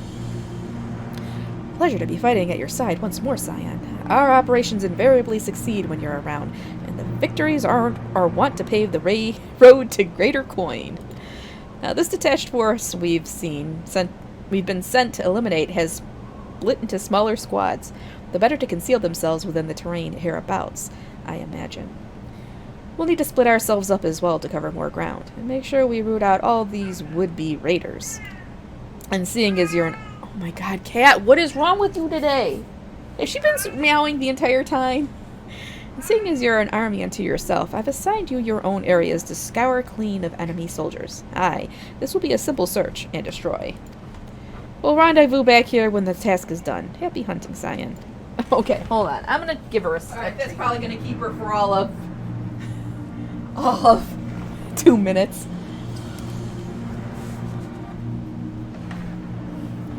What? You don't like Kenny G? You don't like any of that? You don't like jazz flute? No, you missed, we went to the Keeper of the Lake. We found the dragon, Midgard Stormer, who basically said that I'm the chosen one and now he is bound to me. But he took away the blessing of Hydaelyn's blessing, the blessing of light. So I don't know. I don't know what the hell's going on. All right. And that's pretty much what you missed. And now we're dealing with more Garleans, or Garlics. More Garlics.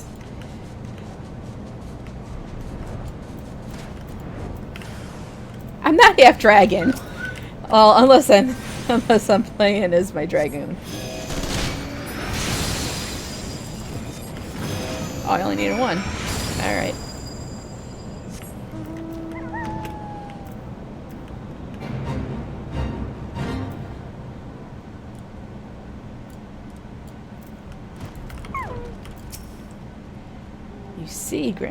You seem grim, Scion. I'll take that to mean that, between us, more than a few Garleans won't be making it back to the Castrum. These Imperials, though, they certainly made us earn our pay.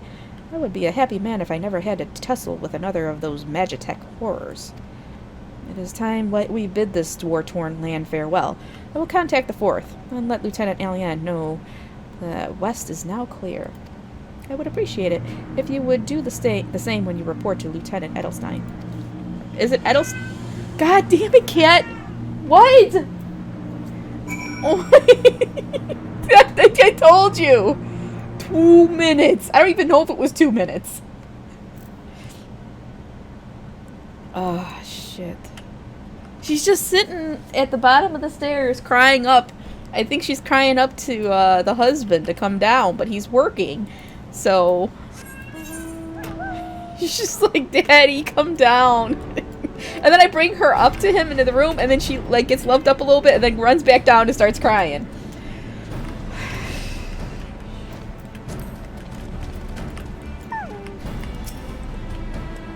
Captain Hollis, what news of the Garleans? The raiding parties are no more then. Excellent.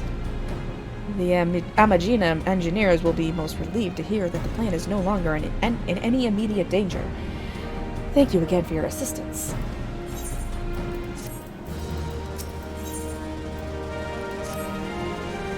You must be anxious for word of your fellows. Lieutenant Eliane has reported a sound victory over the main column, and informs me that the Ascians have already turned their attentions to other duties. All but one, that is. The Rogadin lady with the large axe. It would appear she has chosen to remain at the site of the battle. I know not what task keeps her from returning to civilization, but northern Thanalan is no place to wander alone, even for a capable sort such as her.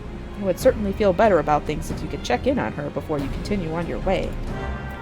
I'm sure Moonbrita is fine. She's fine.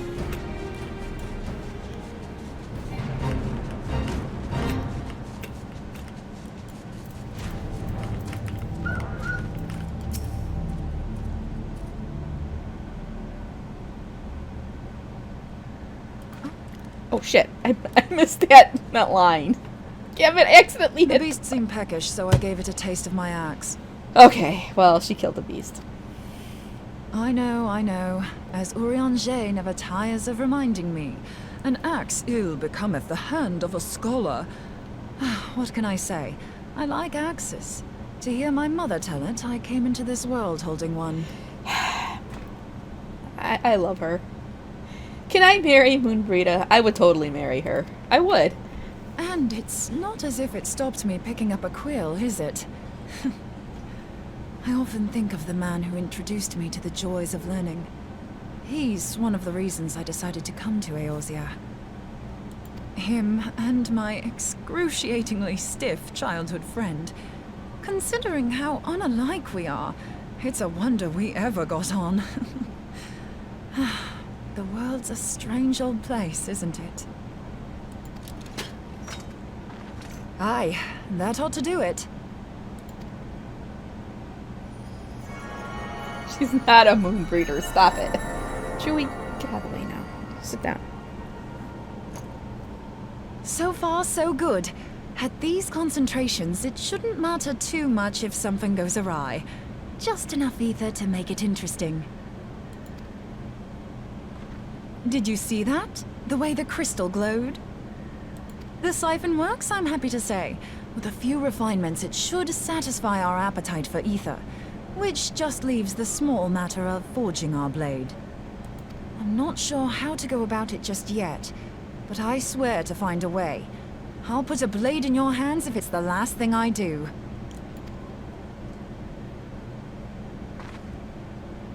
She senses me. A useful talent. What? Fuck's sake. These guys. An Ascian. Are they onto us? By your brand, I see you are an Archon of Sharlayan, keeper of knowledge, seeker of truth, meddler. I don't know what the hell's you're saying, but I don't much like your tone. Your instincts serve you well. But come, be not unsettled on my account. That lovely brow was not made for frowns. But I waste my breath. Let me direct my words to one who understands them. We meet at last, warrior of light. I am Nabriales. And you have long been a thorn in my side. I suffered the overweening presence of La Habrea that men might host the power of gods, only for you to undo my hard work.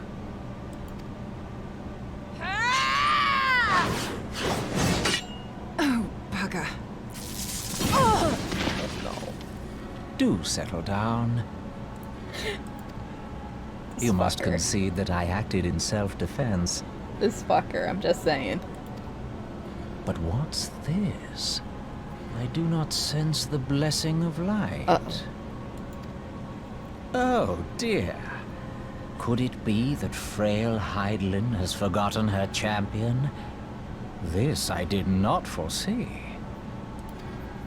Shorn of light as you are no longer a threat. And better yet, the seal is broken. Now is the time to claim the staff. What? With it in my grasp, I shall rise above them all and take my place at Lord Zodiac's right hand. Oh shit. We better get back to the Rising Stones. What did that bastard want with us? Nobrialis, he calls himself. With charm like that, I'll bet he has maidens falling at his feet. Unconscious. But this staff... You say just talking about it had the bastard grinning like a brat on his name day. Must be quite a staff. Oh, gods. He means Tupsimati, Master Louis Soir's staff. Minfilia's in danger. We have to get back to the Rising Stones. Oh no. Shit. Minfilia in danger again? You don't say. You don't say. I feel like she's perpetually the damsel in distress.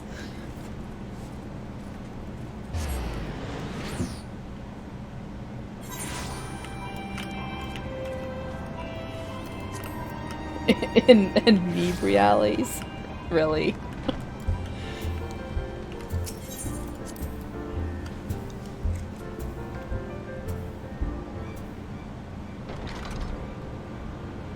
You're here. Master Louis Soir's staff is kept in the Solar, isn't it? Quickly now.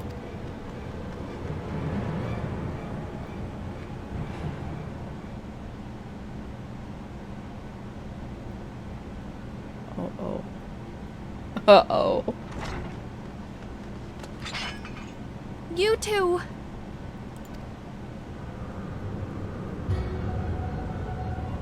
So, you were able to divine my intent. What now, warrior of light? Ah, but that name is no longer fitting. You have become decidedly dull, and quite incapable of barring my entry. What do you mean? You truly do not know? Then I suppose it is only right that I enlighten you. The blessing of light kept you and your fellow meddlers safe. It was that which prevented my kind from entering your domain. Dude, seriously. My kind, I say, though it had no power over the likes of Elidibus and La Habrea. Being of this world, they could come and go as they please, while I could only look on. But I need look no longer. Now that the seal is gone, I mean to act. Unlike the others, I am not given to waiting. I shall take that staff and bring about the next rejoining. Rejoining? Then it was your doing. The Isle of Val, the scholars, all of it.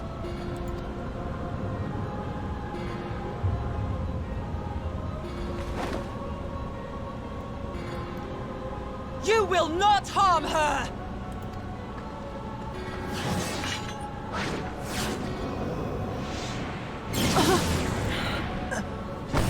No!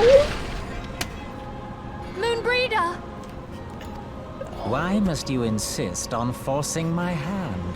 Did you learn nothing from our last meeting? Ah, but I forget. My words fall upon deaf ears. The staff is but a broken relic, a memorial to the departed. What possible use could you have for it?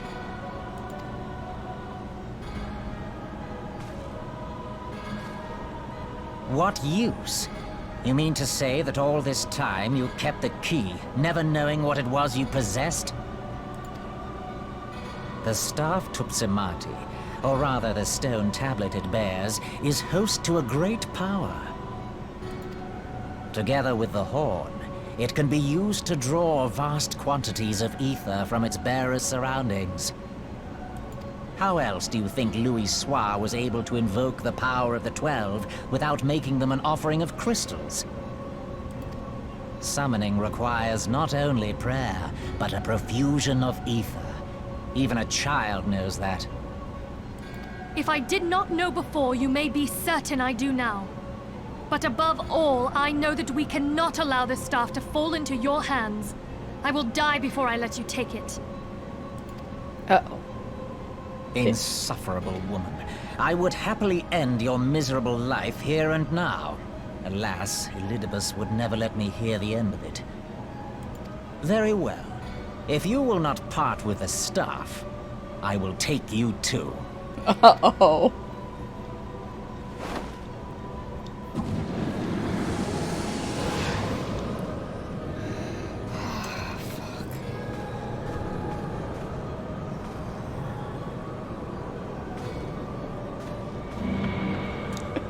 Shit.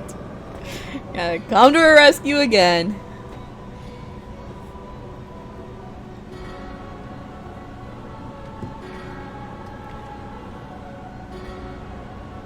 After them!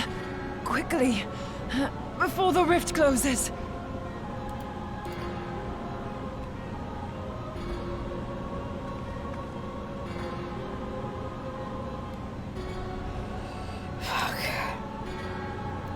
It's really the chrysalis already? I didn't think it was this quick. Yep. Yep. Alrighty. Shit. Alright, so... we'll see how this goes. This could be a little rough, this one. Alright. Let's see. Trial. There we go. I hope we don't have to wait too long. Too long. Wait, where did... oh, there she is. Poor Moon Brita. Forget about me. Go! Alright, alright. But I gotta wait for people to want to do this one. This is like a longer one. Oi, oi, oi. Oh, there we go. There we go. Thank God. No, not 7 prouts. This is gonna just take like 3 or 4 tries. Shit. You just love saddling me with sprouts. Let's see. I don't know what the heck. Cornbread comes with the orders. Oh, come on! Let's see.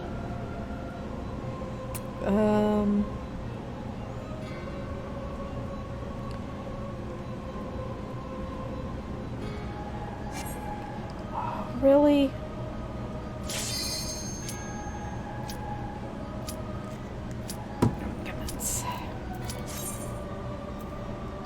Everybody gets a wipe. Yeah, no. Please.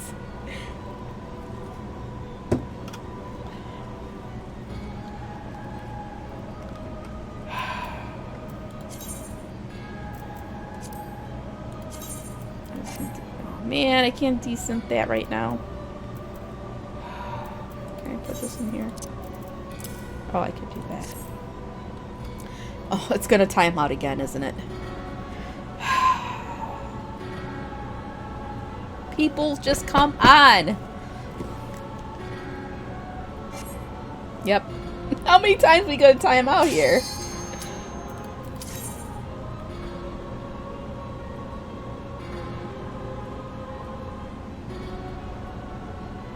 Is somebody sitting in queue fucking with us? Come on!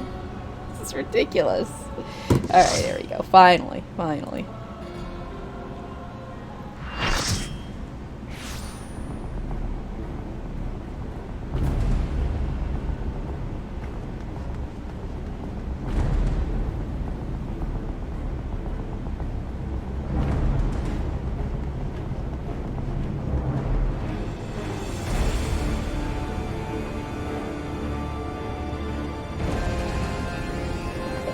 No! No! Damn it.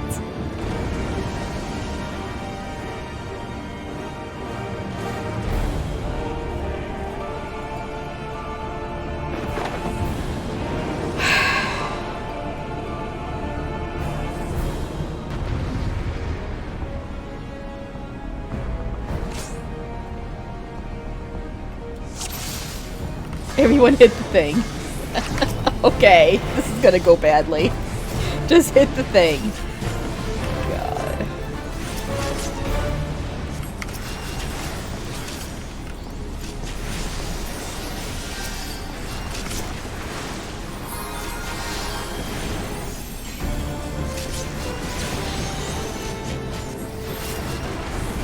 They're gonna fuck up the balls, aren't they? How many sprouts we got? Well, it's a couple of them. There's a couple here.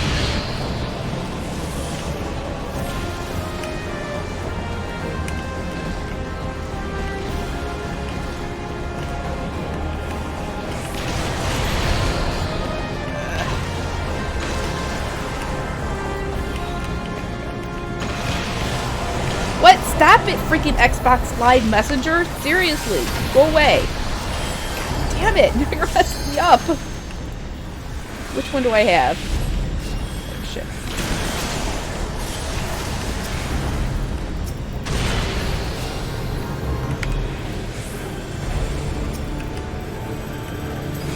Wait, now I can't see you guys.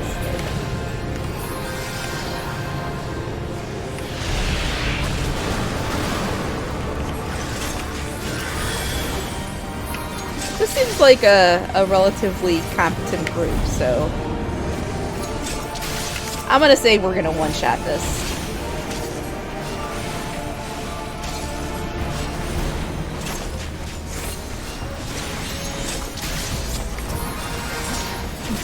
Much to Gabby's disappointment, but I think we're gonna one-shot this.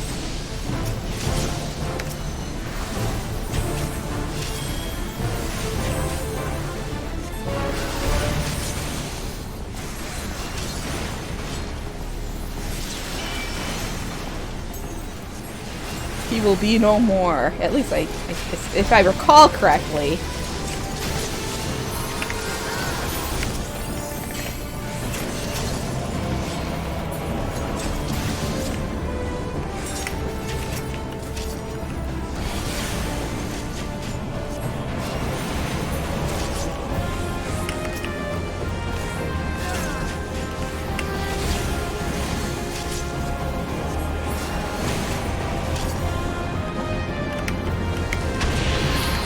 Oh, more balls.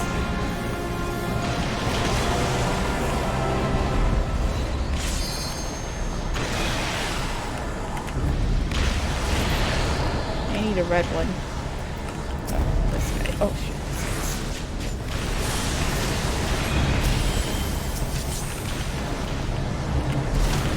That one. Oh, no. Oh. That one. Shit, this is gonna be bad. Oh no.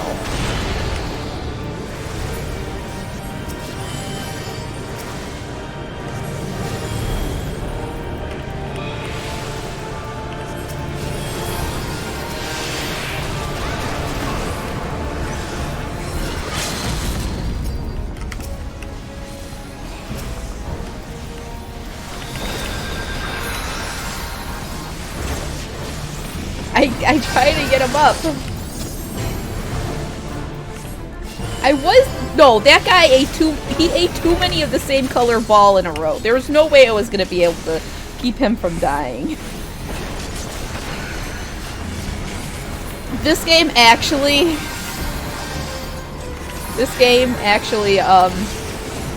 the DPS does have some responsibility on their shoulders.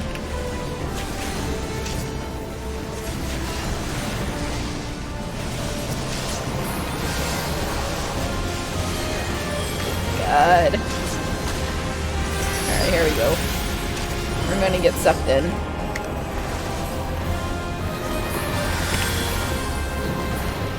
Ascians and balls, yes.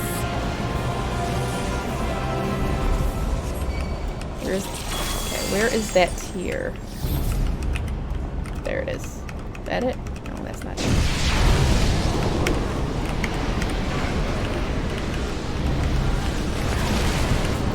Oh. There it is.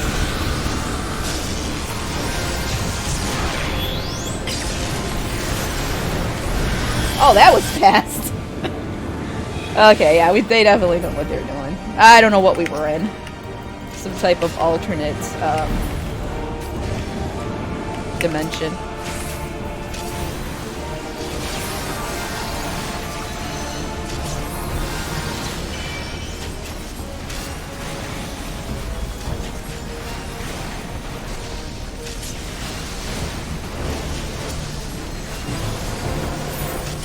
Yes! Yes! You missed Minfilia. Oh, there she is. See, she got kidnapped and now she's being hung up, like, all bound up and stuff, kind of, you know, for all of you guys that, like, love Minfilia, it's a little bit for you guys.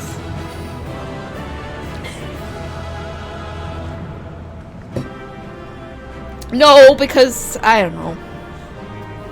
But I was too lazy to. Yeah, she was kidnapped and bound by the bad guys. By the bad guys. Oh, poor Minfilia.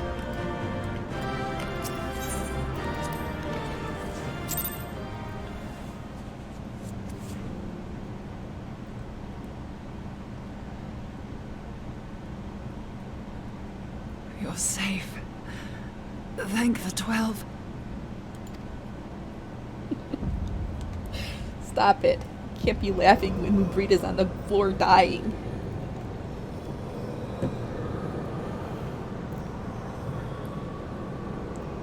Uh-oh.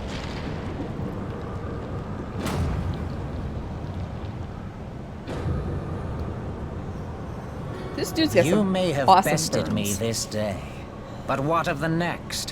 What of all the days to come? He's got some really awesome sideburns, though, I'm just saying.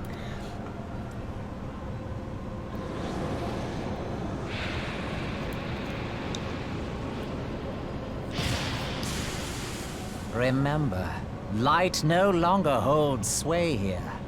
I may return whensoever I wish, again and again and again.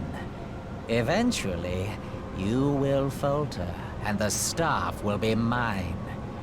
Until next time, Scions. I don't think so.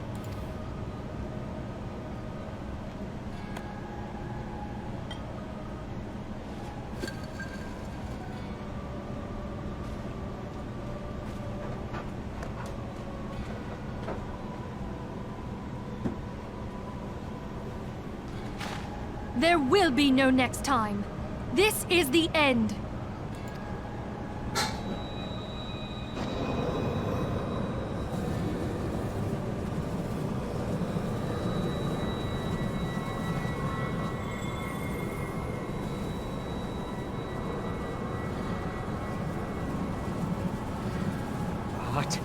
What trickery is this? No. No! You cannot! No! Oh my god. Who's voice actor? Use Tube Samati to gather ether. Quickly, before he breaks free!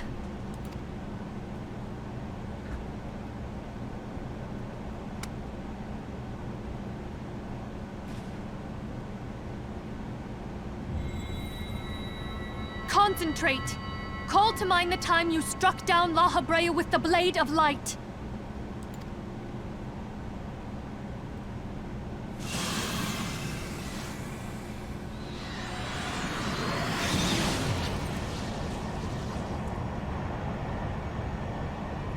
Why won't it work? Is it because we lack the blessing of light? Damn it. So much ether.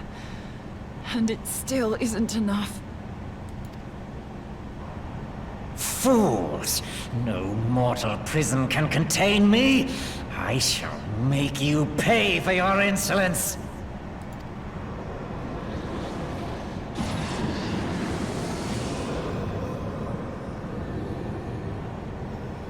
Please, Mother Heidelin, hearken to our plea. Lend us your divine light. Why can you not hear us? Do our words no longer reach you?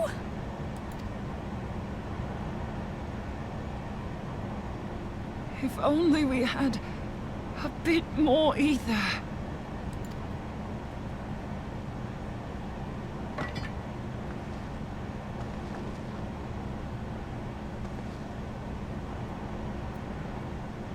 Moonbreeder, what are you doing?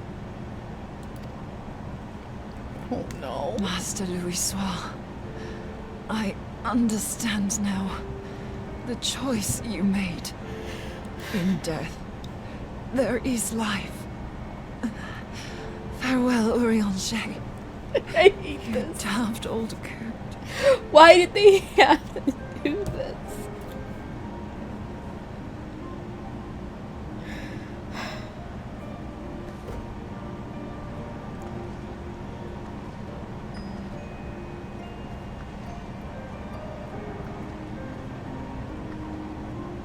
Moonbreeder, no! You mustn't!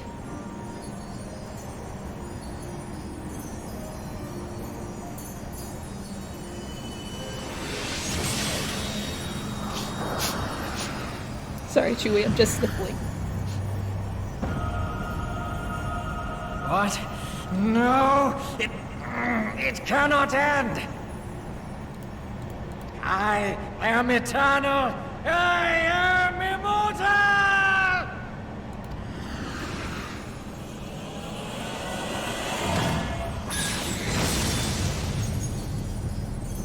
I don't think so. Nope.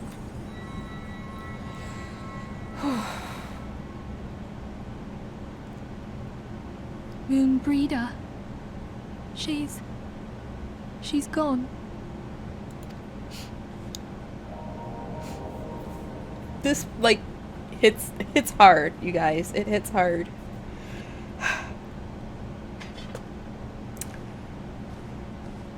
Moonbreeder was fridged. Just saying. You did it, my friend. The Oops. I don't care about you, Minfilia. God damn it. This device is a legacy of Moonbreeder's toils and sacrifice. I shall hold on to it for safekeeping. Totally. Ophelia, are you all right? I am. Oh, we were surveying northern Thanalan when we received the distress call. We returned as swiftly as we were able. It seems you have everything in hand, however. What happened here? Where is Moonbreeder?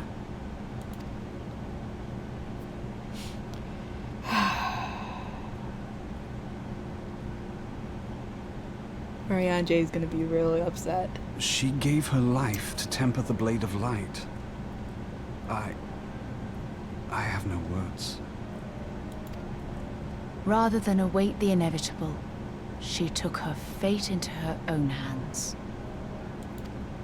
Does Urianger know? Oh great, now he's comes walking in. My friend, there is something I must tell you. I heard all, my lady. The moon sinketh, taking her leave of the heavens, yet her passing heraldeth the coming of a new day. Moonbreeder hath fulfilled her destiny, hath she not?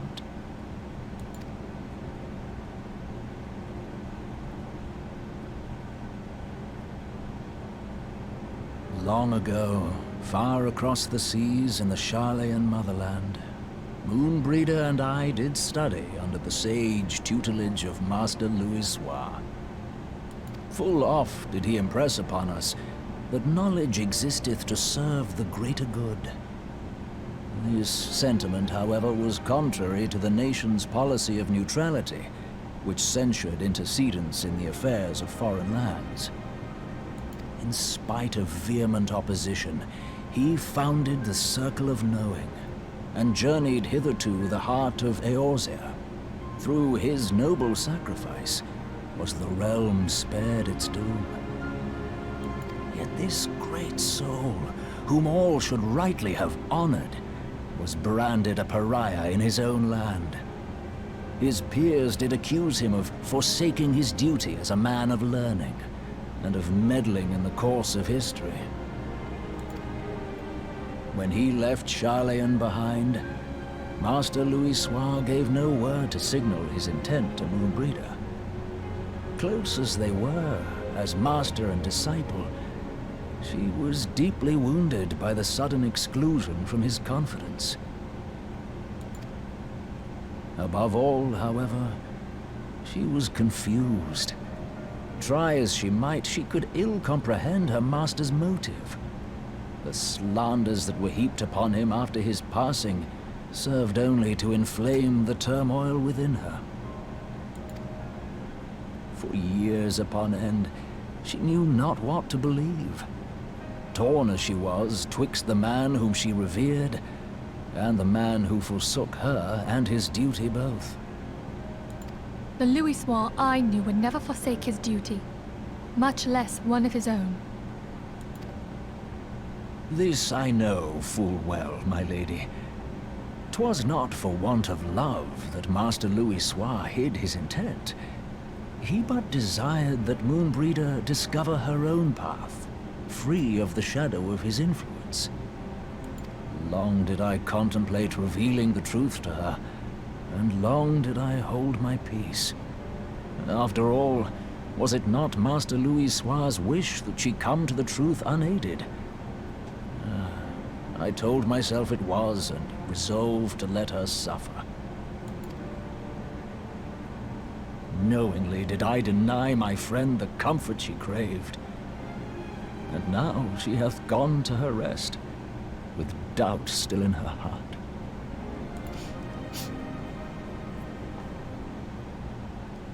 Speakest thou in earnest? Did Moonbreeder truly come to understand Master Louisoix's will before the end?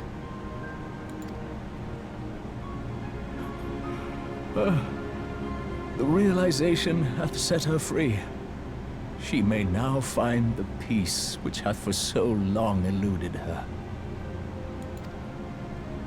Oh, Moonbreeder, my dearest, how I shall miss thee.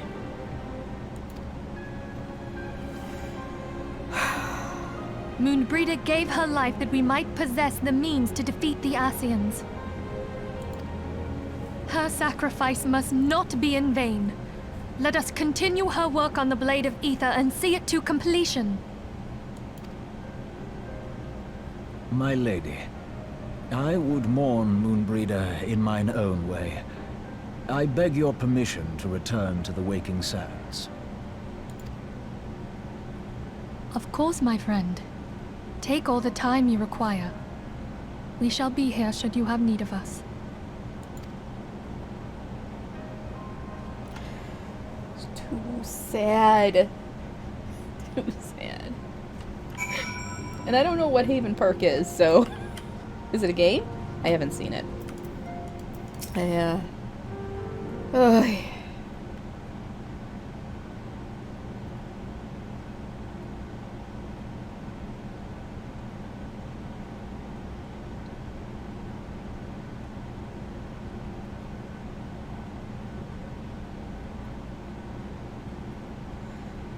Never have I seen Oriange so utterly defeated. No one should be made to suffer such grief. We shall gather in the Charlayan Manor to celebrate Moonbreeda's life and mourn her passing.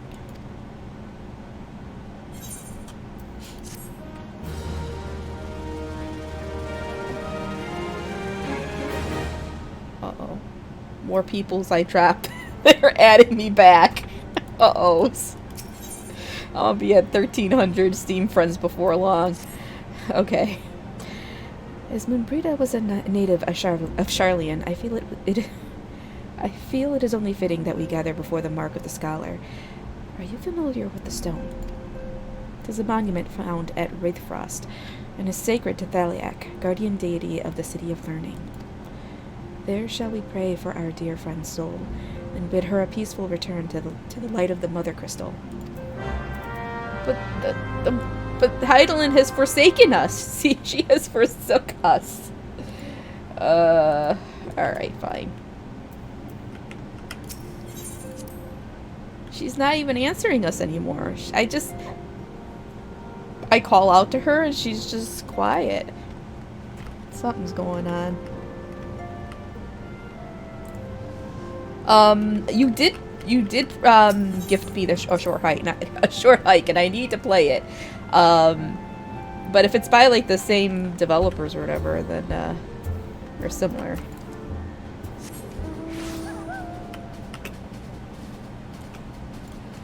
Oy. Oy.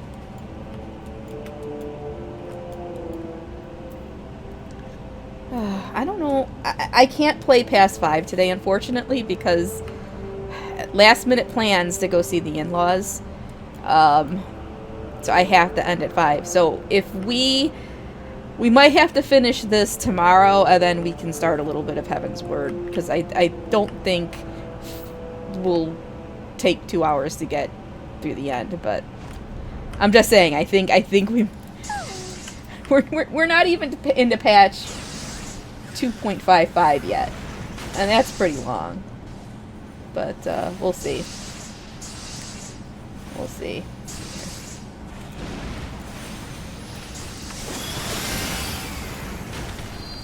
Alright, can you get off of the place I need to stand? It's fine, then Cassie can be here and watch your reaction. She totally wants to see your reaction. Yeah, probably.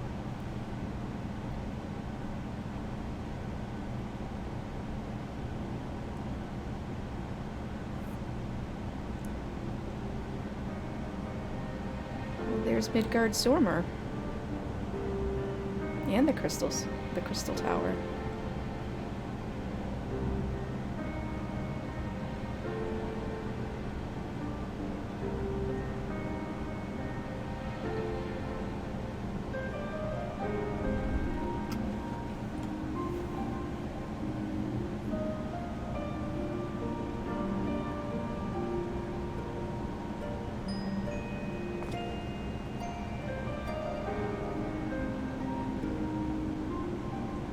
Forgive me, Moonbreeder.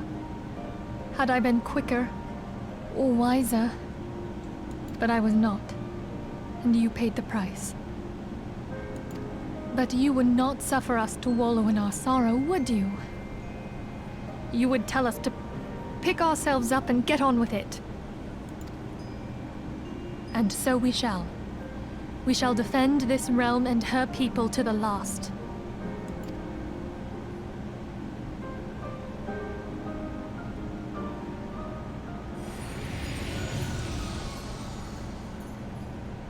Life for death, a fair exchange. Other bargains will be struck.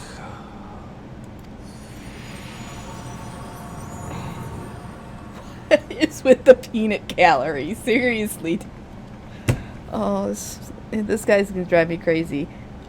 Yeah, exactly. Just strangle him.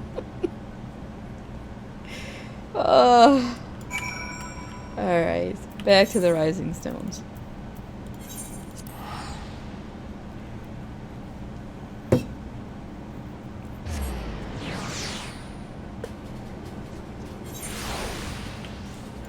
I really hope he doesn't pop up while I'm talking to, like, Sir Emmerich, and he's just giving me shit while I'm talking, but I can't respond because I'm like, I can't let them know I'm consorting with dragons. Because that would be really awkward, and I might end up being killed as a heretic. I don't know. No, not turmeric. Not turmeric. Emmerich. But we have said our farewells. The pall of sadness has diminished but little. Forgive me. As antecedent, 'tis my job to be the pillar of strength for all others to lean upon.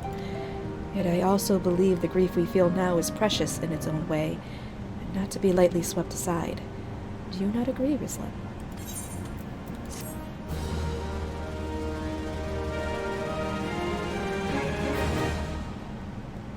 Ooh.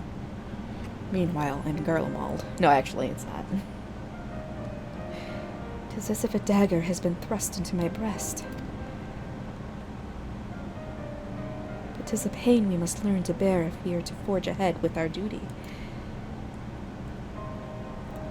The battles we have fought have taken the lives of so many. Louisoix, Moonbrita, our fellows at the Waking Sands. Their spirit and dedication to our cause, however, will never be lost as long as we rise to fight once more.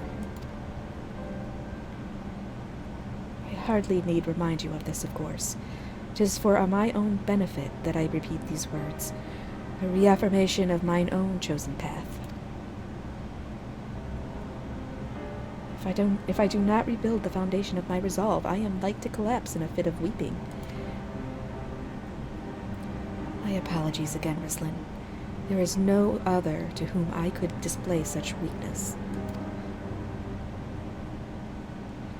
You are my pillar of strength, and I fear I shall have need of your steadfast presence in the days to come.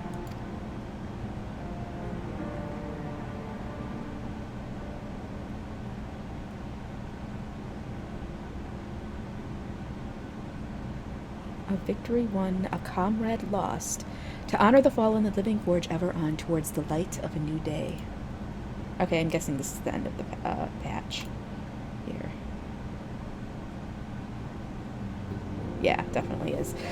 No, he would not kill me because I am haunted by a dragon. And Emmerich is not a jerk. He's not a jerk. He's the best. He is the best. Alright. Have you a moment, Rislin? I believe Ida wished a word with you.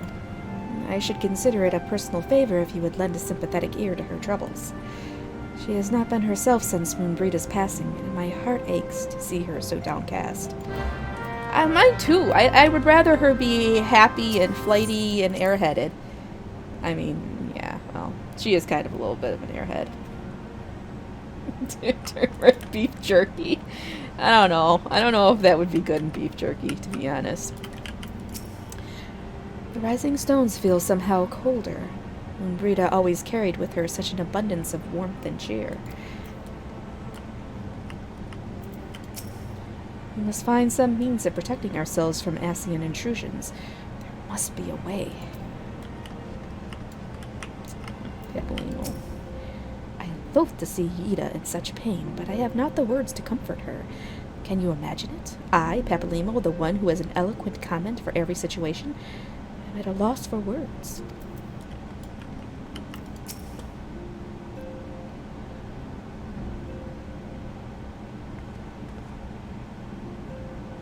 Hey, it's Rislin!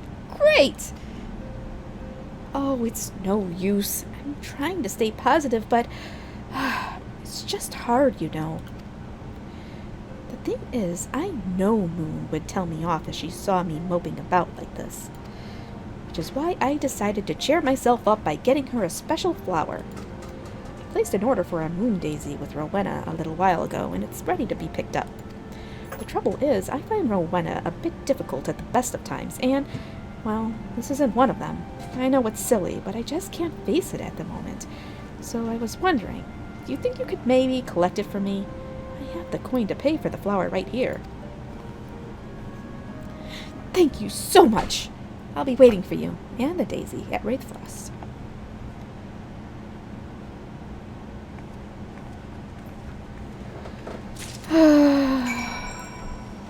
At least the character dies and they just don't go on, you know, with their lives and just not mourn. It's Rowena.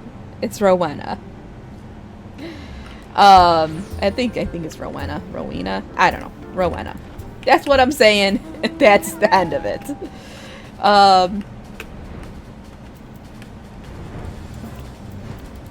But at least, you know, you're seeing a character die and there's effects in the world from it and the characters.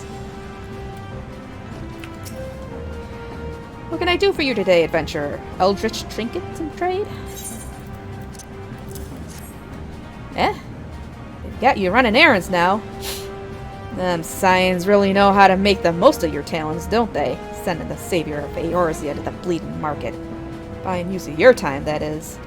Seriously, though, you best learn how to say no, or they'll have you mucking out the chocobo stables next.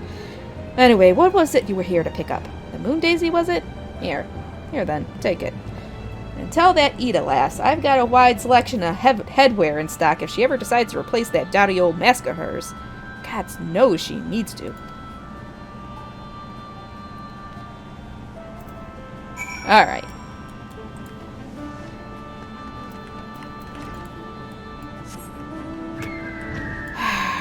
Now where we go? Oh, we gotta go all the way here. Gotta fly all the way there.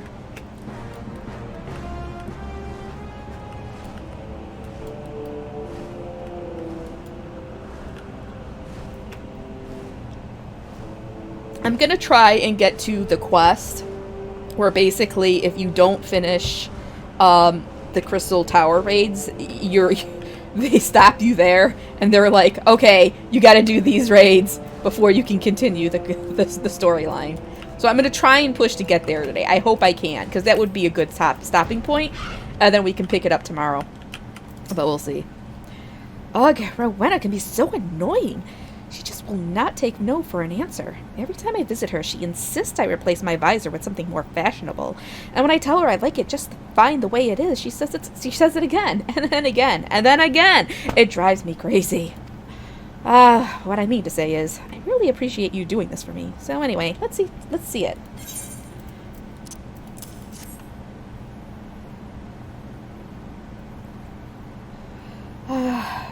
Brita loved these things, you know. I hope that somewhere, somehow, she knows I'm still thinking of her.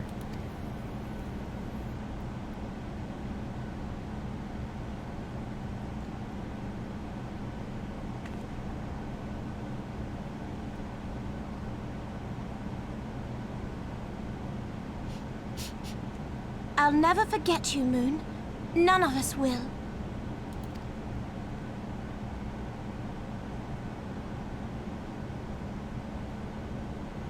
Oh, for fuck's sake. The song riseth to a crescendo.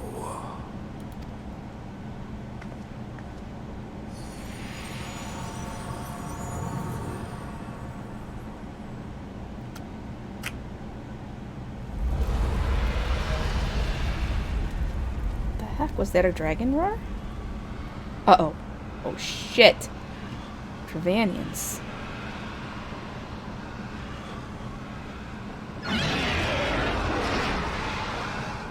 Is that what I think it is? Hello, can you hear me? We have received grave tidings from Ishgard. Pray return to the Rising Stones at once. We don't even get a minute to mourn. It's right off to another battle. Alright, fine then. Fine.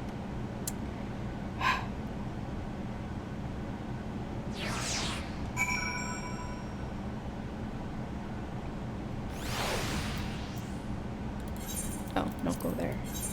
Alright.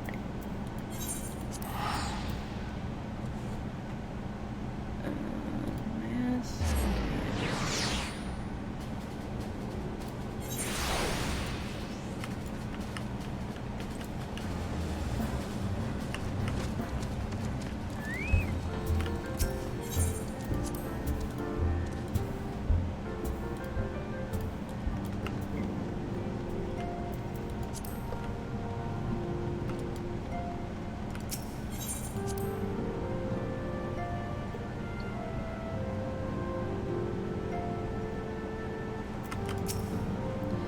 My apologies for the interruption. I was deeply saddened to learn of Moonbrida's passing. Her loss will be sorely felt. Alas, recent developments in Ishgard leave us little time to mourn. The envoy from Kirthis will soon arrive. We must hasten to hear her report. Is she crying again? I don't know. I thought I heard her cry. Alright.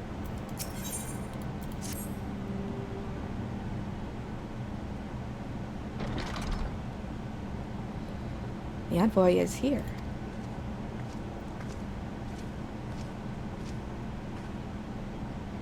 I thank you for receiving me at such short notice. Time is of the essence, so I would forego the usual pleasantries, if I may. Certainly. You come with news of the Dravanians. Aye. The dragons have begun their attack in earnest. The first wave reached the Central Highlands a short while ago, and battle was joined soon thereafter. Sir Emmerich himself sallied forth with a contingent of temple knights and several companies of the noble house's finest. Though the beasts were ultimately forced into retreat, our victory, if such it may be called, came at the cost of many of our own. Too many. We will not withstand a second wave should the Dravanians renew their assault. You paint a grim picture, my lady. It is reinforcements you seek, then? We do. Though it pricks our pride, it is plain we cannot protect Ishgard with our ranks thus thinned by the Horde. Sir Emmerich will meet with you to discuss the possibility of enlisting your aid. Very well. I shall depart for Kirthis at once. I must warn you, however, that the involvement of the Crystal Braves is by no means assured. Our commitment to quelling the unrest in Ul'dah must take precedence. It is with such contingencies in mind that I must make another request. Scions of the Seventh Dawn are known for sharing close ties with all three of the Grand Companies of Eorzea. Would you consent to plead our case to their leaders? Though I will gladly appeal to the Grand Companies on your behalf, I dare not promise a favorable reply. You need say no more. Considering our past dealings with the Eorzean Alliance, I can well imagine how our plea will be received. The fate of Ishgard hangs in the balance. We must explore every avenue still available to us, no matter how unpromising. I see. Very well. I shall send envoys to each of the allied nations, and have them present your request directly to the heads of the Grand Companies. In the event that your plea does receive a favorable answer, I know that any support is certain to be conditional. Demands will be made of Ishgard. That is only to be expected. Rest assured that I speak with Sir Emmerich's authority in this matter, and that our actions are fully sanctioned by the Holy See. Which brings me to my final request. Personal appeal to you, Warrior of Light. The Lord Commander much desires to speak with you, regardless of your fellow's involvement. You faced Midgard-Stormer and survived. Anything you can share of your experience may yield us an advantage over our foe. Thank you. You wear the mantle of hero well. It would seem the road leads us to both to Camp Dragonhead. Seek me out when you arrive, Rislin. Well, they don't know that. They don't know she's not. And they don't know that I have Midgard-Stormer basically haunting me. And I ain't telling them. I ain't telling nobody.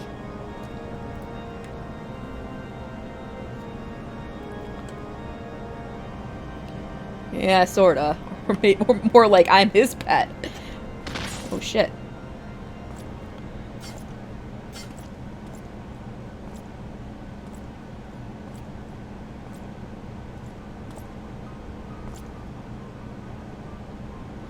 Oh noes.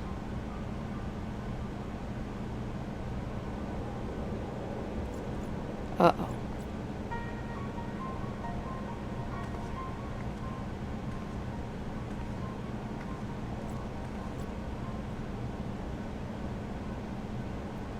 The sons must answer for their father's misdeeds. Only then will the cycle be broken.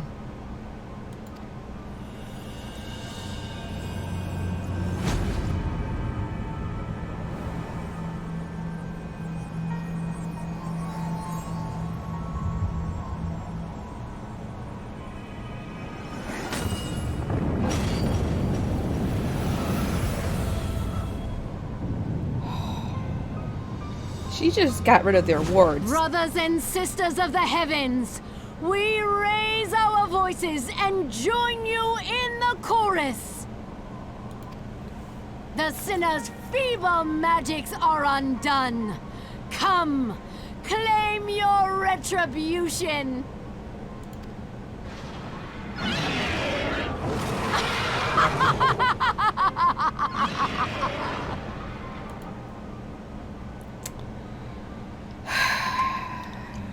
Shit. How are we supposed to be? Gotta deal with this. Gotta deal with Ulda. I feel like I need to be in two places at once. For fuck's sake. Alright.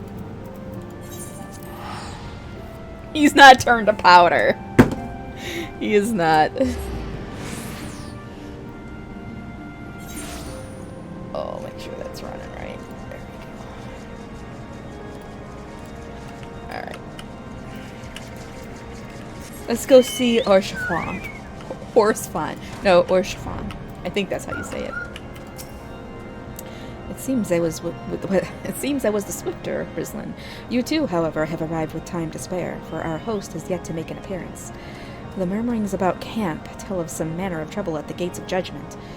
In the Lord Commander's absence, I suggest we visit the place and find out what is afoot. The harsh elephants. Come on, damn it. It's Orshafon. Oh, man.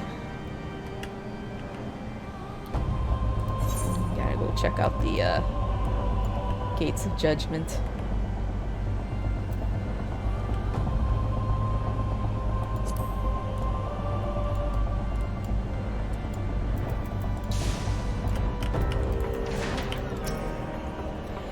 The Gates of Judgment are much more than mere doors. They are their outermost layer of Ishgard's magical wards. If our first line of defense can be so easily shattered... Well, when I laid eyes upon Lady Iceheart, I felt the marrow freeze within my bones.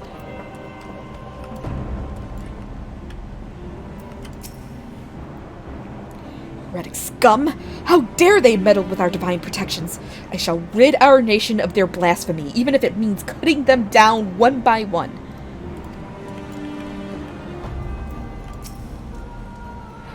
We need not fret over much. There are several layers of arcane protection that shield the city from invasion. Mother will be fine. Oh, Mother will be fine.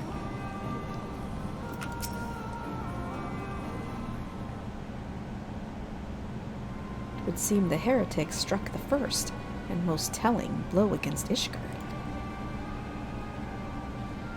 Science, we expected you at Camp Dragonhead. My apologies. We chanced to hear that there had been some troubles at the gates, and thought it prudent to investigate the cause. And who have learned of the heretic's treachery. Lady Iceheart led a force of her followers against our defenders, and came close enough to dispel the first of our wards. But let us speak more of this back at the camp. Sir Emmerich awaits you.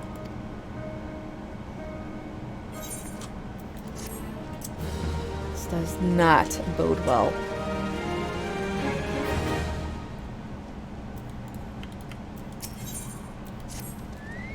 Lady Iceheart has grown bold indeed if she would risk direct action against the city. Come, let us do as we were bid and return to Camp Dragonhead. Lord Orshafon will know where Sir Emmerich means to receive us. Probably in Intercessory, again, because that's where he always receives us.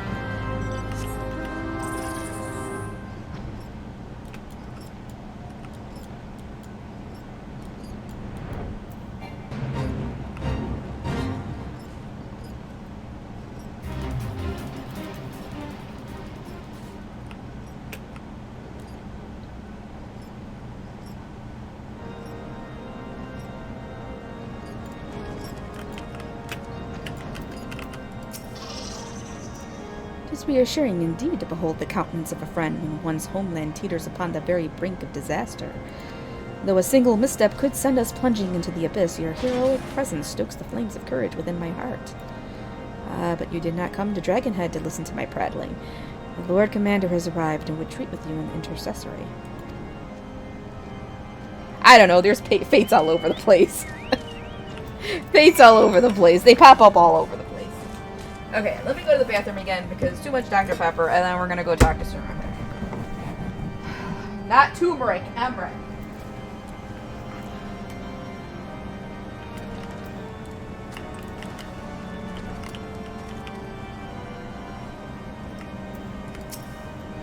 Greetings, madam. Shall I show you inside?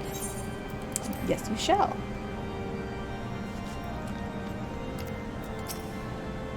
Ishgard's future hangs in the balance. If the city's salvation rests on our assistance, I cannot well withhold it. Even so, I mean to make Sir Emmerich sweat for his reinforcements. On this occasion, feigned disinterest may serve the cause of Eorzea unity better than naked philanthropy. Come, let us find out what concessions the Holy See is willing to make. Oh, we play hardball.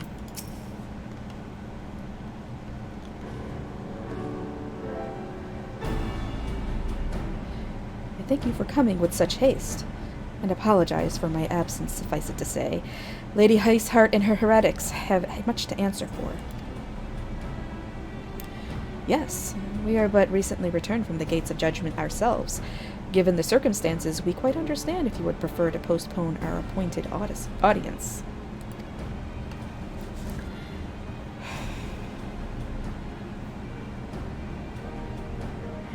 On the contrary, Master Alphino, I think it more important than ever that this meeting take place.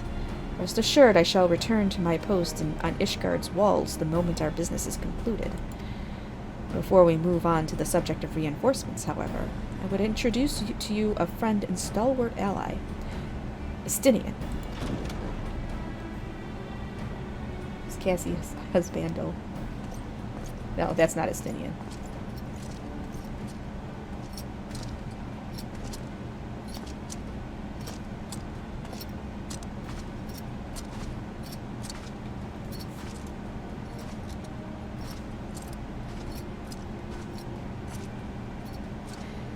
May I present to you Ishgard's Azure Dragoon? An impressive title, though I confess I know precious little of the Order of Dragoons. They are formidable warriors all, yet even among such masters of the lance, Estinian is without equal. He, out of all the warriors of Ishgard, was chosen to wield the power of dragons, and may thus contend with any Dravanian. You flatter me overmuch, Lord Commander. If ever I was without equal, I am no longer, as my fellow Azure Dragoon here will attest. Be at ease, Rislin. I did not come to challenge you this day. Hold on a second. I'm not actually the Dragoon class right now. Well, he must know that I studied the arts. Well, now that we have all been introduced, let us proceed to the matter at hand. I would share with you what we have learned of Iceheart's design, as confessed by the heretics taken captive after the assault on the gates. It would seem that Lady Iceheart and the Dravanians share a common goal, the reclamation of Nidog's stolen eye. Nidog, one of the 7 great worms. His name features prominently in our nation's history. Though once defeated by the hero Haldreth, the beast is said to have terrorized Kurthus since Ishgard's founding. Aye, many are the scars our walls bear from Nidog's relentless efforts to raise the city. The trophy Haldreth plucked from the bested worm's skull, known simply as the Eye, is a treasured relic of Ishgard, and one possessed of untold power. Should it ever be returned to Nidog, the dread creature would be restored to the height of his strength, and then no wall or ward we could erect would be stout enough to deny him. My vengeful son hath waged war against Ishgard for 1,000 years. No mortal mind could comprehend the depths of his rancor. The eye itself is secreted deep within the vault. It is kept under heavy guard, surrounded at all times by men and women who have proven their loyalty to the Holy See. But those stout walls and sharp blades may suffice to discourage the heretics. The dragons are another matter. There are individuals within the Dravanian horde whom an entire company of knights would labor to repel, to say nothing of Nidhogg himself.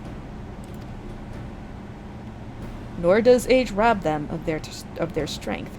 Through the endless march of years, the dragons endure, patient, calculating, inexorable. You must understand, these creatures do not share our perception of time. And that is especially true of the great worms. They would spend centuries in slumber, only to wake and resume their campaign as if mere hours had passed. It has been 20 years since Nidhogg last darkened our skies. 20 years for him to gather his strength, and for us to bolster our defenses. And now, just as he seems primed to return, the heretics strike at the gates. You believe that Lady Heisheart is in league with the creature, then? Of that we cannot be certain. Though we know the heretics covet the eye, we have been unable to determine their plans for it.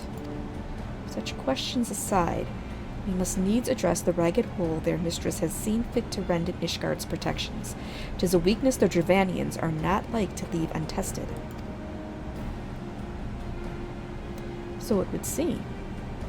You have described your plight in admirable detail, Lord Commander, yet I cannot help but wonder at your candor. Why share such sensitive information with us? I shall speak plain. Ishgard has need of allies, and I would have you bolster our front lines in readiness for the coming battle against the dragons. This much I expected. Unlike our arrangement concerning the Keeper of the Lake, however, only you stand to benefit from our assistance in this matter. I fail to see why we should intervene in a conflict which concerns only Ishgard and Dravania. When the Eorzean Alliance requested Ishgard's assistance during Operation Archon, you refused us. Does it not seem grossly unjust to demand that we now risk our lives in your private war? I make no attempt to defend my country's conduct. I only ask that you consider what would follow were Ishgard to fall. Having razed our city to the ground, the horde would have little cause to linger, and most would return to their lairs in Dravania. Soon thereafter, the ruins of Kurthus would be buried in snow, and the land would become the sole province of beasts and beastmen. Until the Garlean's arrival, that is. For you may be certain that the Empire would not hesitate to claim Kurthus. They would not even have to draw steel.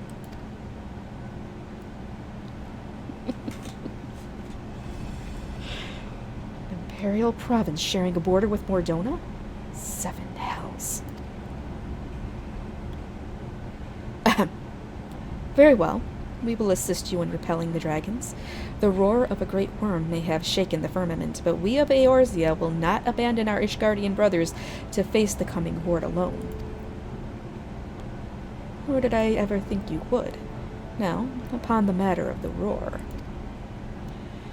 Allow me, Sir Emmerich.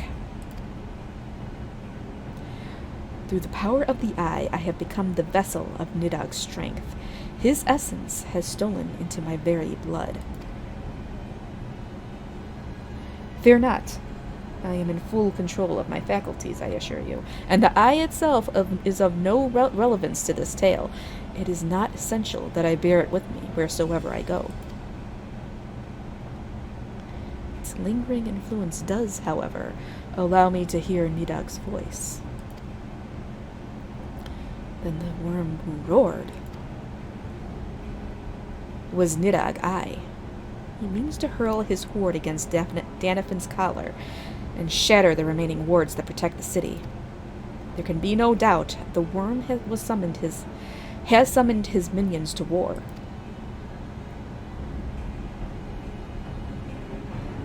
Oh boy. Oh boy. No, Estinian is not a heretic. He is not. He's like he's got what do you call them? Like those police. He's got a police scanner, okay? He's got a police scanner. He can hear some shit that they're planning, and then he takes it back to the police. And no, he's not talking to Nidhogg. He's just eavesdropping. Okay.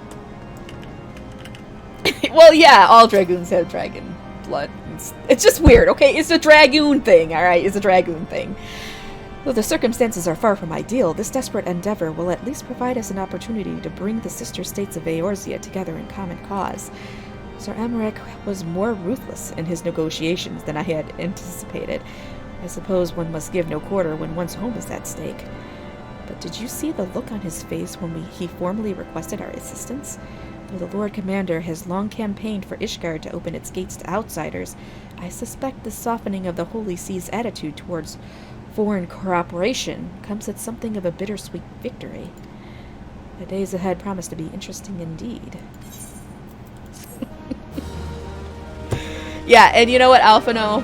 You thought you were gonna come in here the big man and toss shit around, and guess what? I think you might need a little more diplomatic practice. Oh, he's a little naive, I think. A little naive. If we are to aid the Ishgardians in this war of theirs, preparations will have to be made, and soon. Before proceeding, however, we must needs return to the Rising Stones and make our report to the antecedent.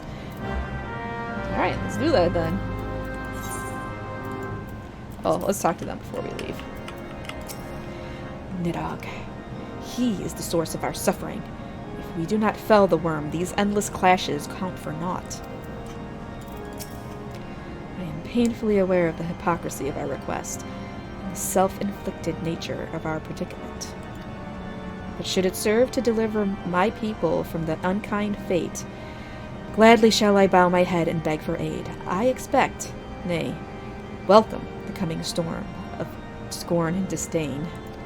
Oh boy. You know what? Don't give me any shit for liking Emmerich, okay? Don't give me any shit for it. He's the best. Alright, let's go. Alright. There we go.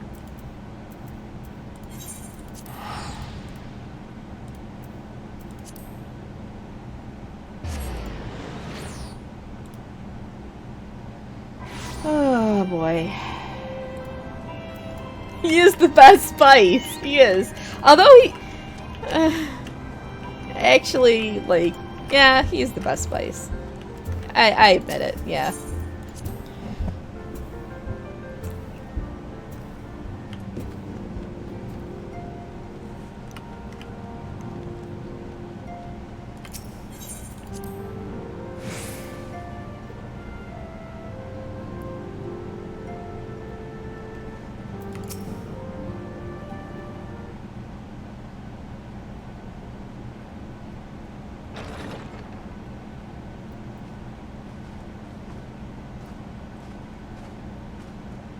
Alphino, it is good to see you. Tell me, what have you learned? Pray summon the others. Everyone must hear my report.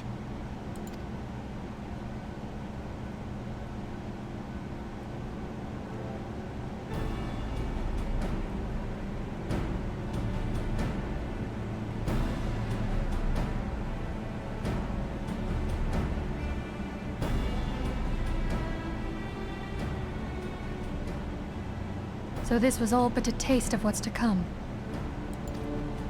Indeed. The main host advances upon Ishgard as we speak. Whose vaunted defenses have been nullified. Shorn of its wards, the city will bear the full force of Nidhogg's fury. All those people. Alphino is right. The Dravanians cannot be allowed to prevail. If Ishgard falls, all of Eorzea will suffer the consequences. Then you agree that we have no choice but to intervene. For the good of the realm, the Scions of the Seventh Dawn and the Crystal Braves must join the defense of Ishgard. Let there be no ambiguity about what has been proposed. We would be directly intervening in the war.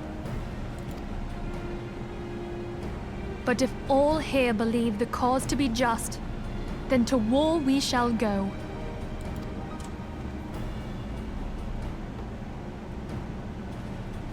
The path we now embark upon is perilous, but I pray you will walk with us to the end. Don't even know why she's asking. For those we have lost. For those we can yet save.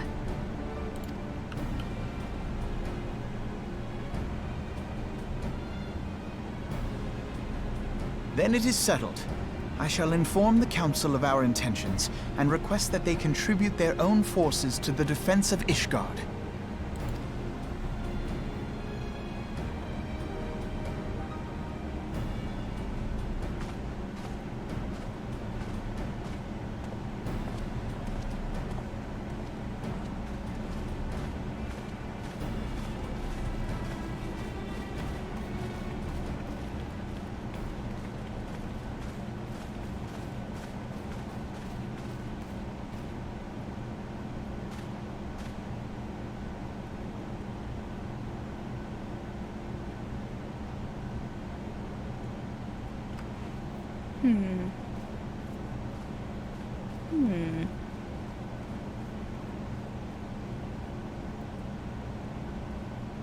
Riol has his eye on those two.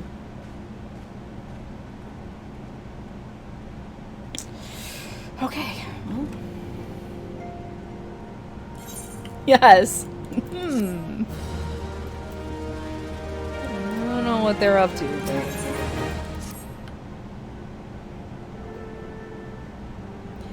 I have bid the Archons travel to their assigned nations.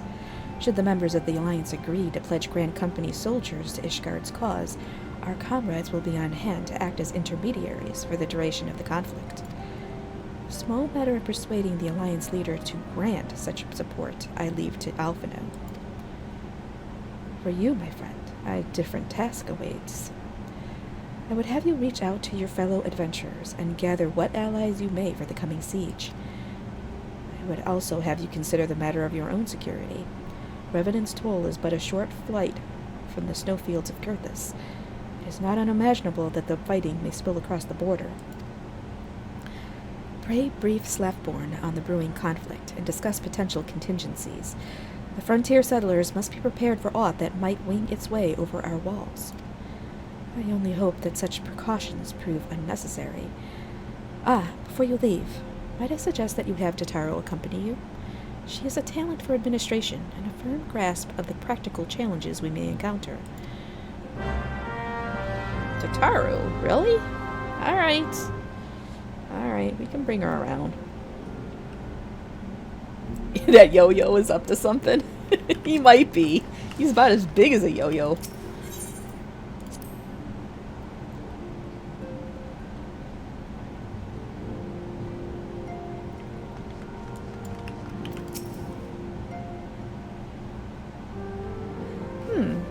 We are rather close to Kurthus, aren't we? Best see to our own defenses and take stock of our supplies. Oh, and we'll also need to have beds and bandages laid out just in case. A good receptionist is ready for any eventuality. Let's go, Rislin. I have 101 things to discuss with Slafborn.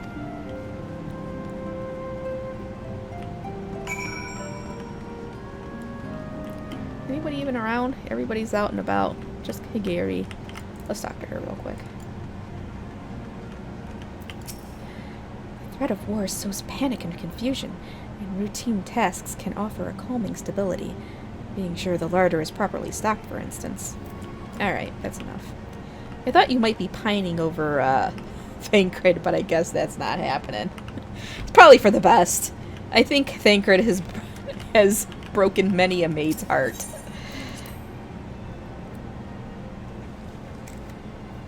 I'm pretty sure he has. He's a bit of a cad. He is a bit of a cad.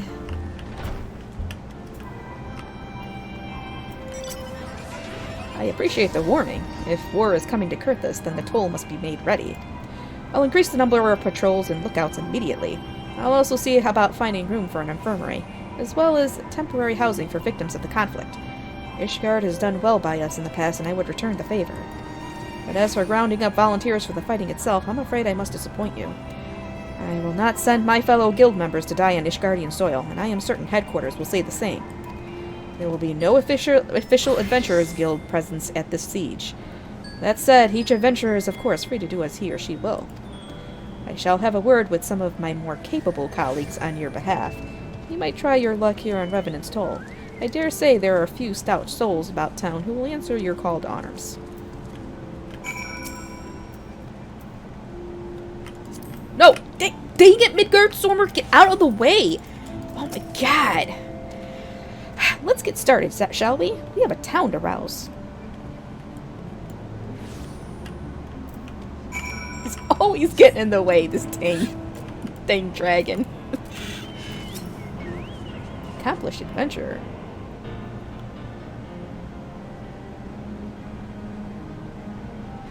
Spare me your talk of glory and fame. I'm not in the habit of volunteering for lost causes. I've survived this long by trusting my instincts, and my instincts tell me to stay well away from Ishgard.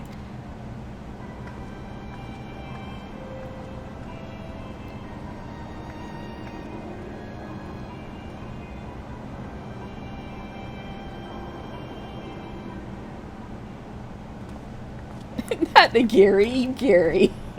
The Gary is food. Ishgard sounds like she's in a right mess, but that ain't what I wanted to talk to you about. I need you to cast your mind back to that scuffle with the Empire out by the processing plant.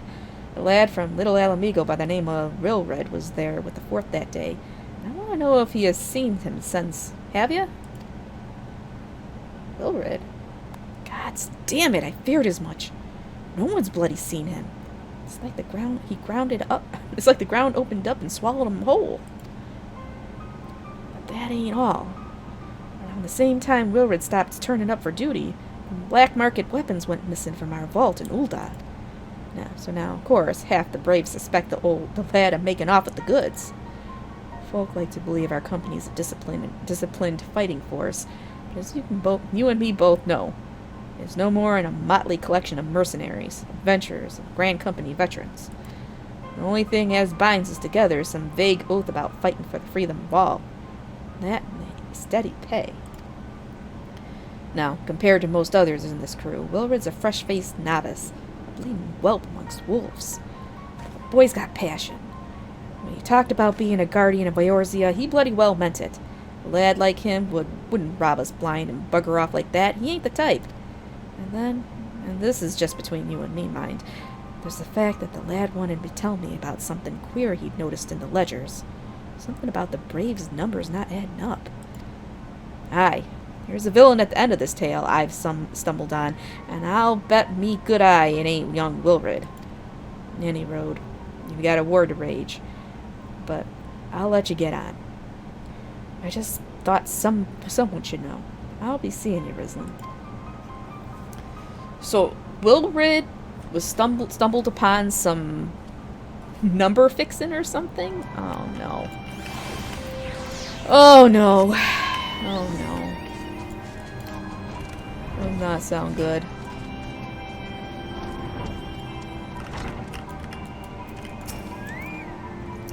Volunteer my services in the defense of Ishgard? I think not. Dragons claim the lives of every one of my brothers. I do not mean to offer them mine. It was to escape such a fate that I took up the mantle of adventurer in the first place. I would sooner die in the pursuit of fortune than huddled behind an icy wall. Alright then.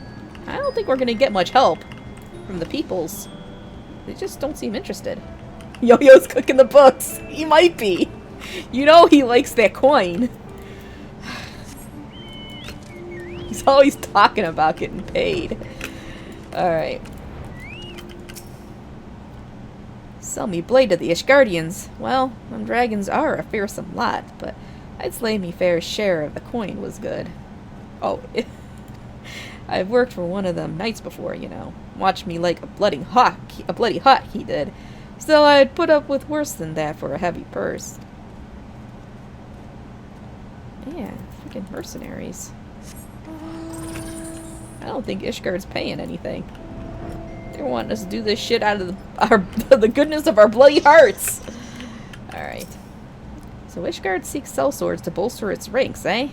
I'm not sure I like the sound of this siege. Those nobles will surely be generous with their rewards. But I have pledged myself to guard Revenant's Dole. Modest work though it is, I am loath to break the terms of my contract. What to do? It's not sounding good. Hopefully Totaro had better luck. She has a way with words. There you are, Rislin. So, did you sway any hearts? 1 or 2, eh? Well, added to mine, that makes 3 or 4, not including Slapborn's friends. We won't have the largest company in the army, but I'd say 1 Revenant's Toll veteran is worth a dozen clanking knights at least.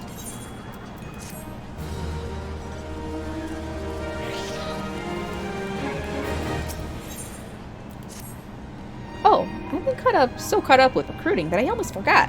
There's been a word from Alfino. Apparently, the Alliance leaders are convening in Ul'dah to discuss Ishgard's plight. And they've requested your presence, as usual. Anyway, you'd best make your way to Ul'dah, or you'll be late. Alfino said that he would meet you on the Royal Promenade. God, they got me flying all over the place again. Alright, Royal Promenade it is. Let's go see what's going on there. We haven't been in Ul'dah in a little bit, actually. I bet shit's just all fucked up there now. They're on the cusp of a civil war, it seems. Jeez.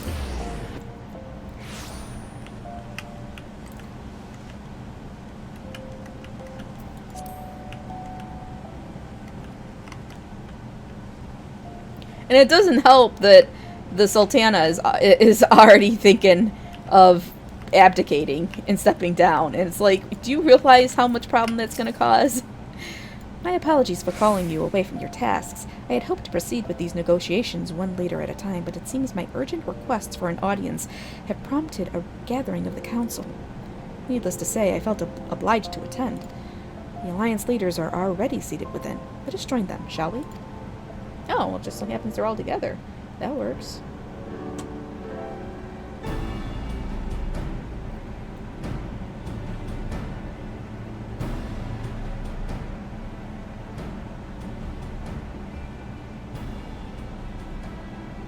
We are well aware of Ishgard's dilemma, and we agree with your assessment. Then I trust there are no objections to the Crystal Brave's intervention. Ul'dah has none. Gridania does not object. The Crystal Braves are yours to command, Alfino. Do what you will. We shall pray for your success. Yeah, but we need a little more than that. It was my hope that you would offer more substantial aid than prayer. I know it is within your means. Do not presume that you have knowledge of our every concern. The Garleans and the Beast Tribes are but 2 of many. We are not in a position to contribute greatly to the defense of Ishgard. Not when our own homes are still under siege.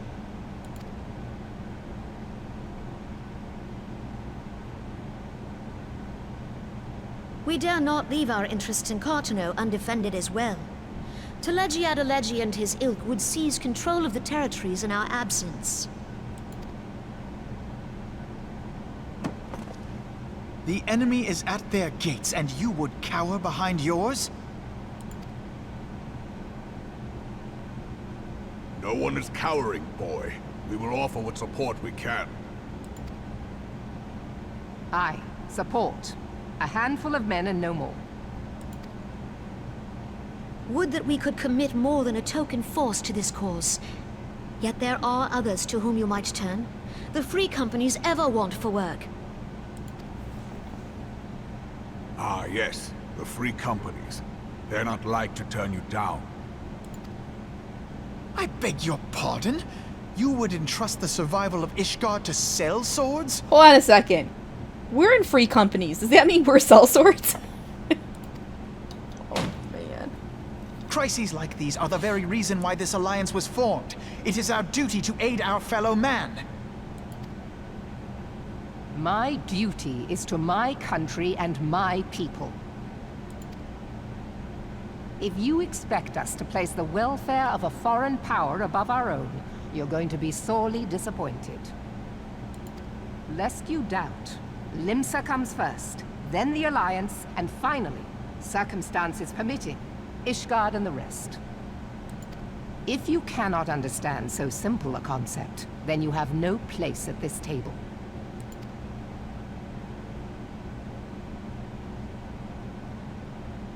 Forgive me, Admiral. I was careless in my choice of words.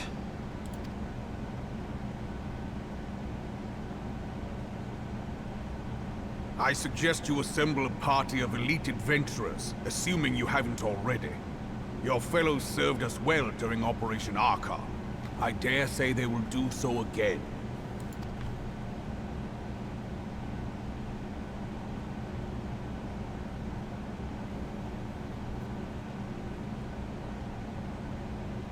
If I may, Your Grace, I wish to propose a redistribution of forces. If we entrust the security of Uldar to the Brass Blades for a time, we can dispatch a larger force to Ishgard.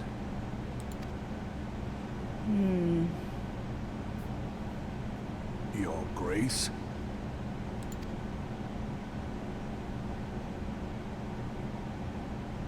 Yes. Yes, of course.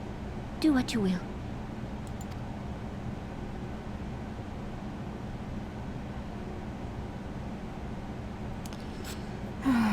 Poor animal.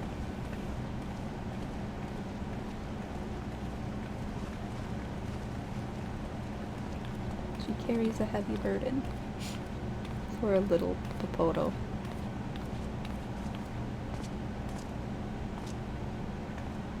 Is Her Grace not feeling well?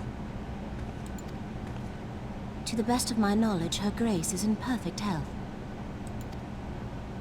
I see. Carry on.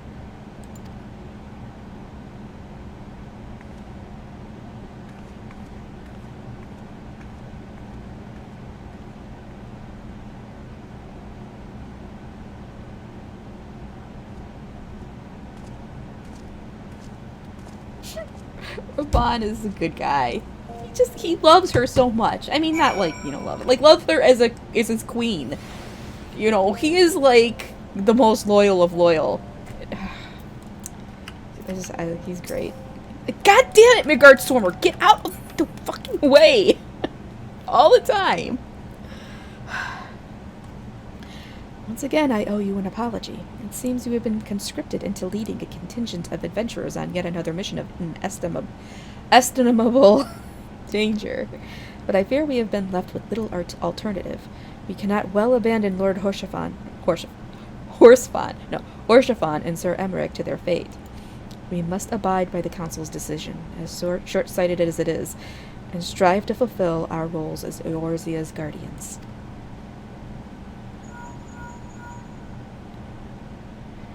Captain Ilberd, what news? Then the assault has begun? We have but this moment concluded our audience with the Alliance leaders. Move our forces into position. Your unit will join House Durandare at the Steel Vigil. Man the cannons alongside the knights, and thin the Dravanian horde ere they descend upon Ishgard. I will join you as soon as I am able. Rislin, I would have you and your adventurer allies bolster the defenses at the Steps of Faith. Report first to Sir Marceline at the Gates of Judgment, and he will direct you to where you are most needed. May the gods grant us victory. Alright, we gotta do it. We gotta do it. It's time to do the worst trial in the entire game. And not worst as in hard. It's not Porcelain. Marceline. Maybe it's Marceline. Marceline. I don't know. But, yes, this is the worst trial in the game because it's so boring and it's so easy. I don't think I've ever even seen anybody wipe on it before. It's just... I wonder if I can just queue up as, like, a DPS or something. But then... Well, the next time we do any of this stuff, we'll be in Heaven's Word, and that's when the stuff starts getting more interesting. He's very fragile. You are the appointed captain of the Sellsword contingent. And welcome. There is no shortage of blade work to be done. As we speak, Dravanian skirmishing parties are harrying positions across the Central Highlands. I have assigned the Crystal Braves and your fellow adventurers to contain these scattered attacks, and for the present, I would have you join them. This is, of course, merely a precursor to the assault on Ishgard proper, The wily serpents seek to divide and confuse our forces, but we will not be so easily drawn out of position. The Temple Knights will remain on the steps of faith and continue our preparations. When the Horde arrives in force, they shall face a wall of Ishgardian steel. Report back to me once their advanced skirmishers are slain. Alright. Defeat the Dravanian. What? I don't even... Ugh, I wanted to queue up! Alright, fine. Fine. There we go. Okay.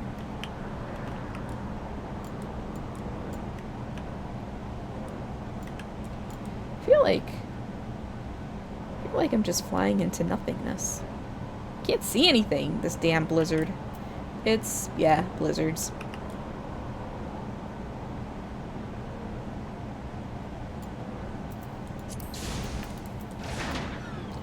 Oh, noes. Guys are all dead.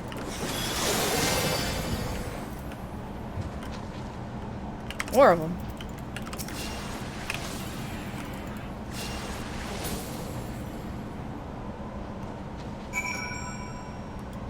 That's it? Can't even talk to this guy? Look at this. He sits on my shoulder on purpose so he can block my clicks. He does it on purpose, this dang dragon.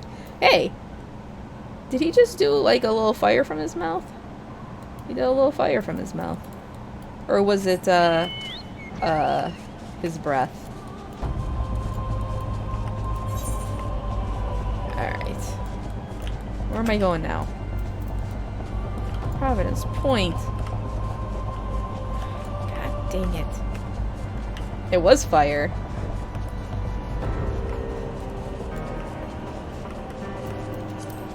Back through the sea of clouds. Aw, look at Renoa. Isn't she a sweet bird? She is she's a gentle flower. I'm going the wrong way. She's a gentle flower. God damn it, I gotta go all the way around. Okay, she's got this, she's got the little, halo. She's like a little angel. Fuck. You know what, I'm just fucking going here. I'm not flying around all this shit.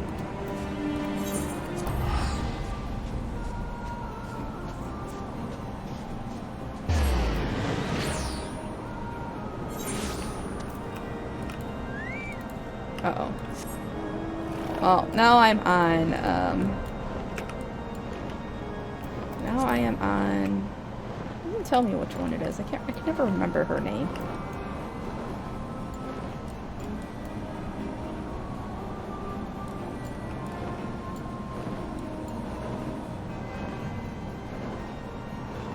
Yeah, dragon versus dragon. I don't know, more of them. Alright, so this is where I just go poof. And I take them all out. Uh-oh, and now there's more of them.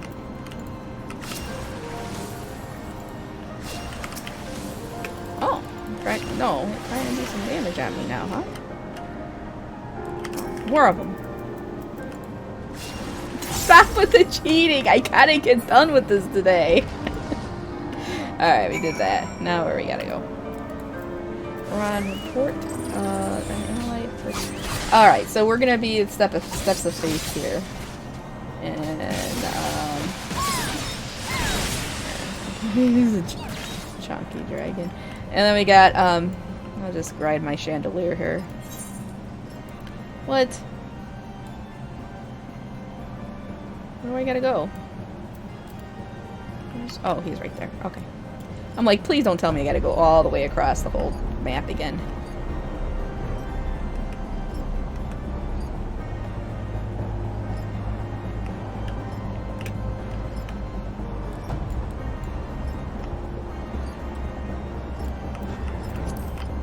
What? How do I get in here? Let's try this. Can I just walk through? Oh, I gotta go the other way. Fuck. Damn it. The wrong side.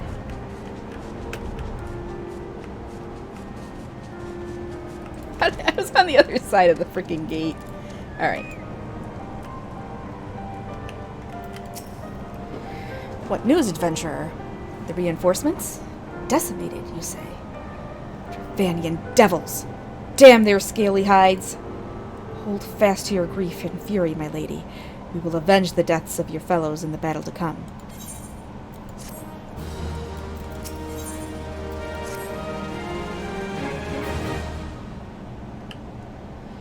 Ere you commit yourself to the siege, you should know what it is that you are tasked with defending. Beyond the gates of judgment lie the steps of faith, a great bridge of stone that leads directly into the city of Ishgard. More than simply a means to cross the sea of clouds, the bridge serves as a foundation for the arcane wards that form the barrier we call Danifid's Collar. Alas, in dispelling the barrier's outermost layer, that thrice-damned witch, Iceheart, stripped the bridge of its protection, and thus are the dragons now able to land unhindered upon the steps of faith. Should the Dravanians succeed in destroying the remainder of the wards, the winged devils will be free to swarm within the city itself. Needless to say, we cannot suffer that to happen. It shall be our task as defenders to prevent any harm from coming to those parts of the bridge wherein the wards are sealed. All now rests on us, adventurer. Lead your comrades out onto the steps of faith and prepare to meet the horde. May the fury guide your blades. What grief. Yeah, I don't even know these guys. I maybe saw that guy in the bar once. We had a round together. That was it. All right. Let's see what this is. I'll try and go as no, I don't want to go as Dragoon. I'm gonna go as that. Let's see if I can get in right away. Probably not. 11 minutes. I don't have that time. All right, withdraw. We're just gonna go in as heels. All right, 5 minutes is a little better. 5 minutes. Oh, there we go. It wasn't even 5 minutes. All right, that's good.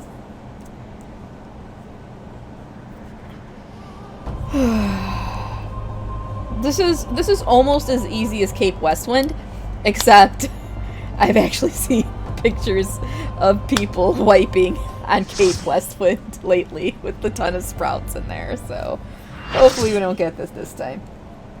Yeah, too many spooky birds. Oh shit. That was a big dragon.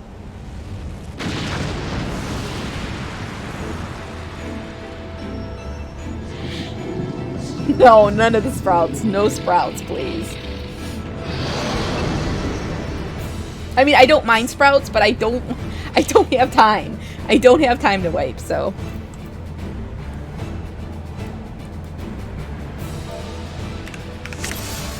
Seriously, like if I'm just running a dungeon and I get a bunch of sprouts and it's a little, you know what, they make it interesting. It makes me actually have to heal. So, you know, but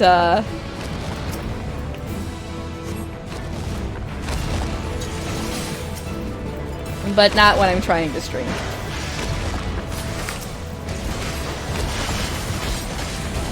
So I basically just gotta stay under his legs. Ah, shit.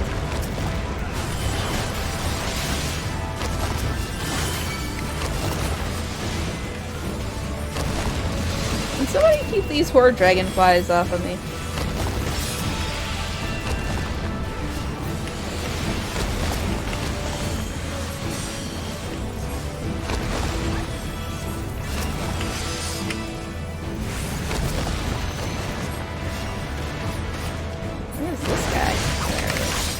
Uh-oh.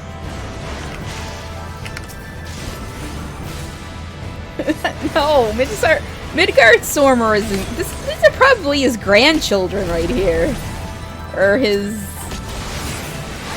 progeny. I don't know. His grandchildren's grandchildren's grandchildren. He's not gonna kill him.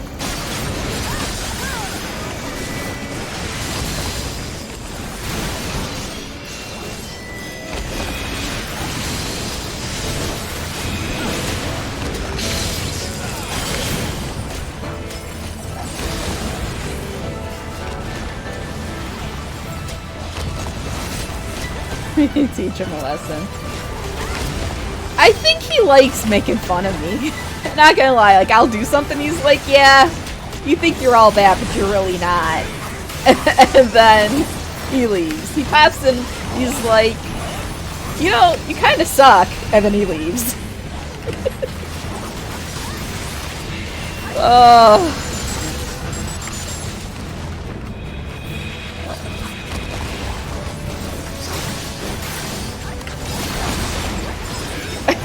Probably, yeah.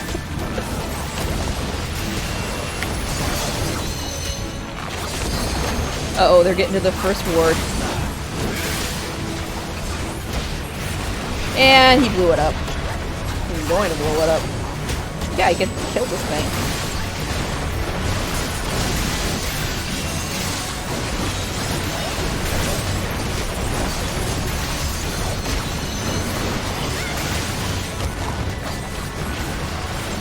Oh shit, it's a turtle. Actually it is. It's a big turtle. Well, it says armored dragon, but he looks like a turtle. Anybody gonna take care of that turtle back there? Maybe. Yeah.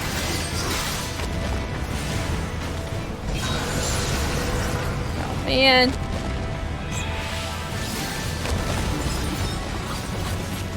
Stop roaring. Hey, Genocide, what's going on? Playing a little Final Fantasy here. Killing some dragons.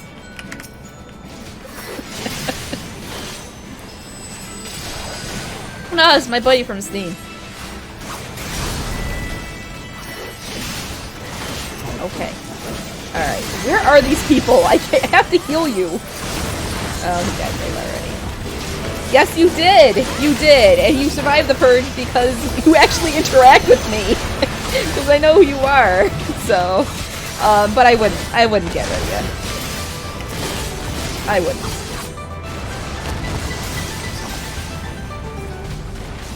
Why is he only at 50% health? We gotta kill this guy. He's getting close to this ward. This is gonna be bad. I hope we don't wipe on this. And not from, like, you know, taking too much damage. It's just we're not doing enough damage. We are preventing a siege on Ishgard. The dragons are coming to kill everybody. Yes, we are killing worms.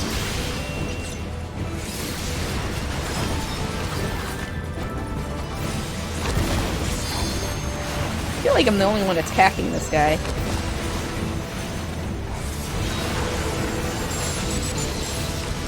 The heck? Come on. I really don't know what's going on either. We gotta stop this big dragon who's walking very slowly down this bridge. We gotta kill it, so. This is not a very exciting battle. It's not a very exciting trial. But that's alright, we're almost done. Oh no, who is this? Poor dragon. Alright, you guys. I only played a couple of them, but I love this game. I stopped playing World of Warcraft about 2 years ago when I was like, you know what, this game's kind of bullshit. And so I ended up playing this, and I love it, so. Yes, there are a lot of Final Fantasies on Steam. It is a classic RPG series.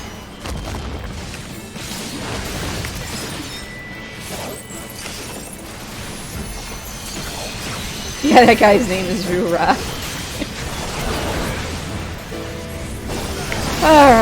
Alright, we gotta do this, you guys.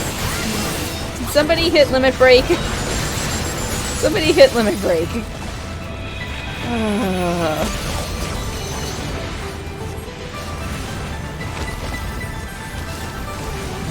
If I was on my Dragoon, I would have totally limit broken right now. What? I know, you're calling my name. Let's see. Well, I am the Warrior of Light. I mean, I'm pretty great, right? Except, freaking Midgard Stormer took away my Blessing of Light. Ugh. I don't even know why I keep that dragon around.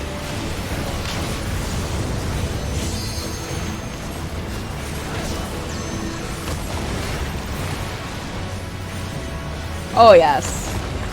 Yes, yes, yes. Gotta get those horror game kills in, too.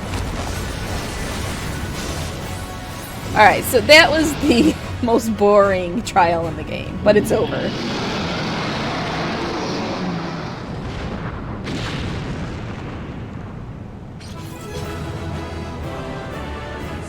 I was really hoping to see somebody in a chicken suit or something, but that's alright.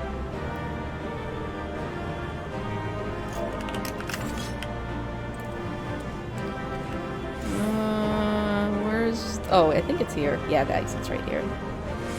Oh, let's get the comm to the other dealer. I heard a couple of holies getting spammed. A couple holies there.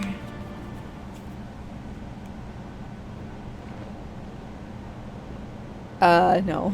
I wish I were 30. But it's alright. The dragons! They are withdrawing! Victory is ours! The dude just sitting on the ground there.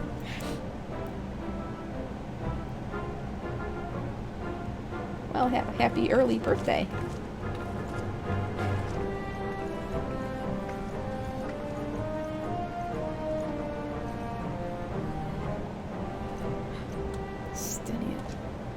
One of Nidhogg's greatest champions, slain. The Horde will not soon recover from this blow. But what of you, Nidhogg? Why did you not join your minions and make of this battle a slaughter? Have you grown so fond of the stench of your lair? Mayhap you prefer to have allies fight your battles for you. You have a girl to do your bidding now, do you not? No matter, I shall slay Iceheart and all the rest. But I yearn to spill the blood of a great worm, Nidhogg, and only your death will sate my lance.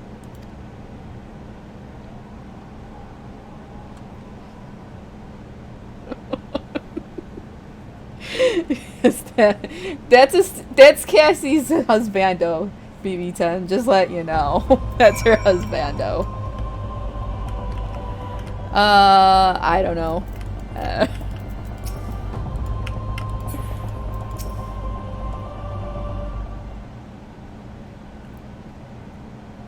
Rislin, the dragons are routed. Lest you wonder, the fighting at the Steel Vigil was also fierce, but my crystal braves were not found wanting.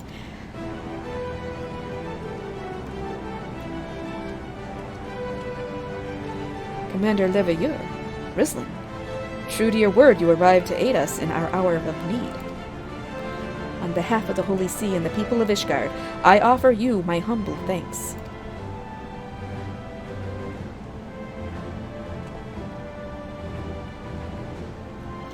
Though I would stay and lavish you with well-deserved praise, I fear I must away to oversee the aftermath of the siege. Not all the dragons are fled, and there are yet wounded to be carried from the field.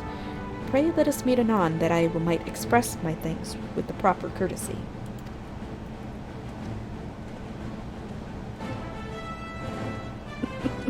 Oh, my heart's all aflutter. Alright, see you later, Genocide. Thanks for popping in. I'll catch you later, catch you on Steam later.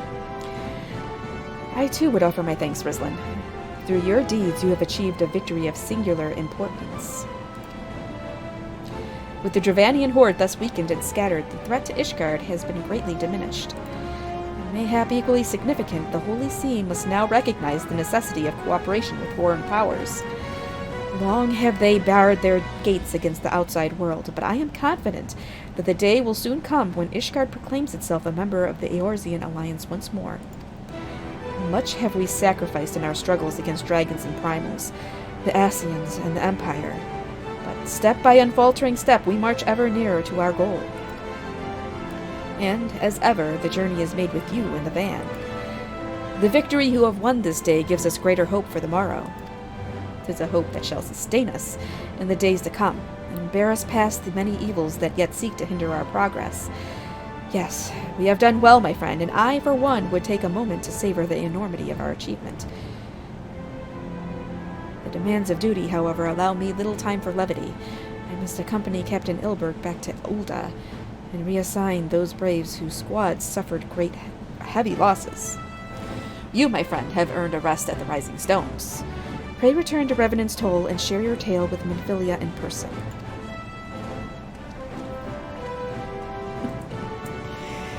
Ah, of course, of course. Let's get back.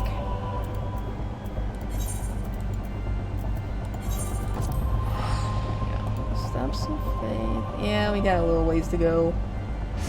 Alright, well maybe we can get through a couple more quests. We got about 20 minutes. About 20 minutes, maybe we can get through a couple more. Alright. I did not remember how long this... God damn it! I need to put him away. I gotta put him away. I did not remember how long this quest line was. Well, the ending was pretty long. Honestly, I don't even if I could have stayed late, I don't even know if we'd be done before 6 o'clock because, like I said, that ending movie is an hour long, so we probably would have been here quite a while. Rislin, welcome back. Alfino sent word of the siege, and of course, of the role you played in ending it. Your deeds never cease to amaze me, Rislin. Thank you.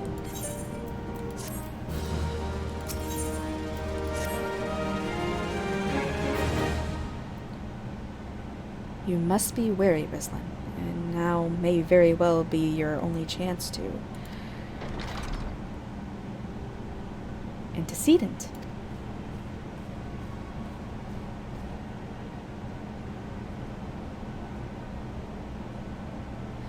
A messenger from Ulda arrived with a missive for you.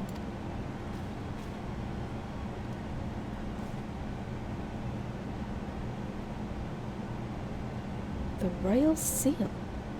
Curious indeed.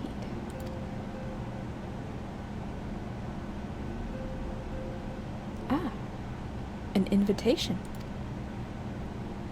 On behalf of the Council of the Eorzean Alliance, Her Royal Majesty Nanamo Unamo invites the Scions of the Seventh Dawn to attend a feast at the Royal Palace of Ulda in honor of Ishgard's recent victory. It would seem we are to be recognized for our part in lifting the siege, you for your valiant efforts as commander of the adventurers' contingent, and the Archons for their earnest attempts to rouse the city-states. Truly, I find it strange that the Alliance leaders should think themselves deserving of a place at such a celebration. All three refused to deploy their standing armies, preferring to send hastily assembled companies of sellswords, many of whom perished ere the siege began. And are they truly so brazen as to seek to share in the glory of your triumph? But mayhap they simply seek a pretext to meet with the Ishgardians while the mood is yet jubilant. Such an occasion would present a fine opportunity to press for Ishgard's return to the Eorzean Alliance. We have scarce had time to mourn Mordbrida, and I, for one, am in no mood to carouse. But I suppose we must put away our grief for the good of the realm. Though you were promised rest, I fear I must insist that you also attend. It would be a strange celebration indeed if the victorious hero were not present. Pray content yourself with the thought that such occasions may bring about momentous change, and this without recourse to bloodshed. Tataru, if you would do me the favor of contacting the rest of the Scions. Of course, Antecedent. And please let me know if there's anything else I can do.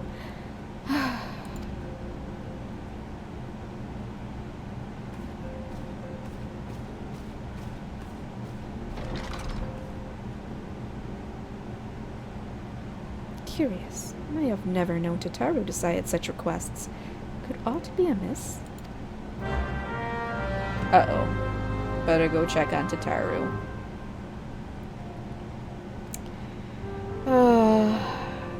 Poor Popoto. Either the Popoto is a poor Popoto, or they fucking need to die. Seriously, there's no in between. There's no just, okay, there's a regular old Popoto. No, it's either, oh, they are just so precious, I need to protect them at all costs, or, oh, I fucking need to kill Teleji at Eleji. This is the way it is.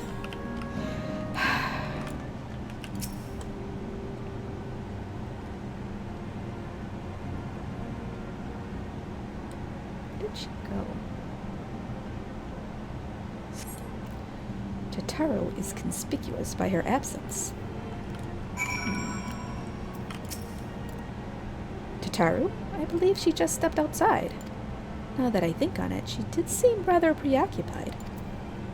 I hope she's okay.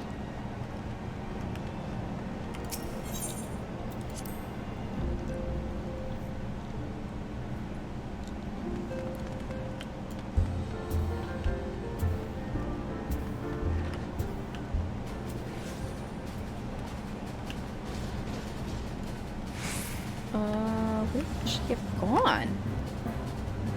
I don't see her around here anywhere.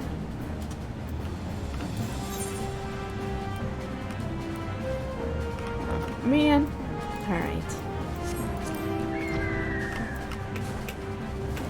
Summoning bell. Let's see. Ah, there she is. Alright. What's this? Where's Koharu gone? I want to play hide and seek too. Oh, Rislin, it's you. I didn't mean to worry anyone. It's nothing really. Well, it's not nothing exactly, but it feels like nothing compared to the towering trials you and the others face every day. That's why I should probably talk to Minfilia before things get any worse. You always know what to say, Rislin. I'm glad we had this little chat. I don't think I said anything. I just came by and said, hey, what's up? And that's it. That's it. That's all I said.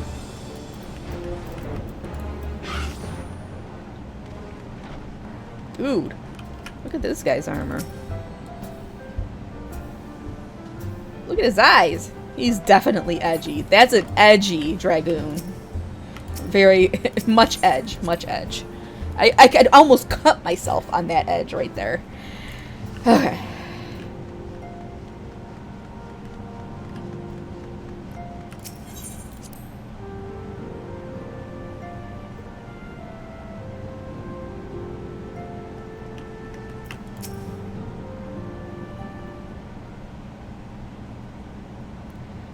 Yes, Tataru, you have my undivided attention.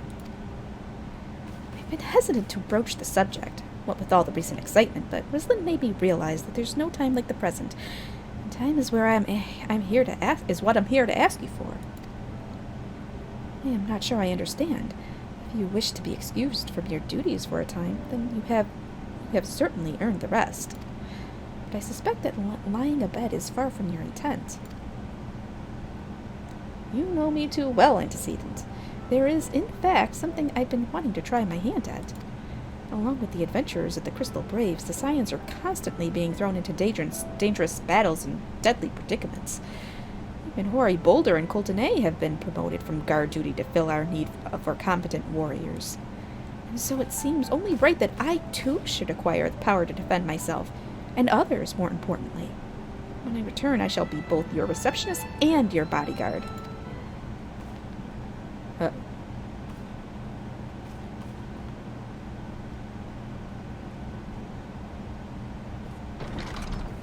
Uh-oh. Whoa, hey!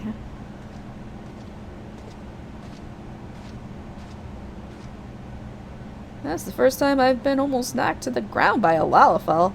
I've never seen Mr. Tataru so determined. Has aught befell with which I might help, Antecedent? Not at present. Thank you. Was there something you would ask of me? Oh, yes. Pray excuse my distraction. An adventurer who was to join us for escort duty was injured while out on patrol. And I fear we cannot properly defend the scholars entrusted to our protection without the aid of at least one more guard. Therefore, I humbly request that another adventurer, of the capable kind, of course, be assigned to our party. Very well. I shall consider the potential candidates and provide you with a replacement as soon as I am able. My thanks, Antecedent. I take my leave of you. Please tell me I'm not going to be on bodyguard duty now. Come on. I just successfully repelled a horde of dragons from destroying Ishgard, and I'm going to have to be a bodyguard. Oh, there's two. What is the quest that we need here? An unexpected ambition H. Oh, I got Oh, I got both of them. Alright, so, honestly, I think this might be a good place to stop, because there's a couple quests here, and then, it's a time to air repurpose. So,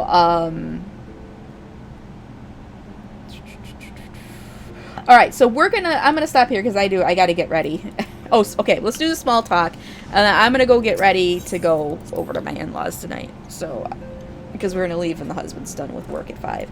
So, let me just do my small talk, and then we'll go. Except there's not many people to talk to. Another storm has come and gone. These moments of peace never last long, do they? Yeah, there's nobody here. Everybody's busy.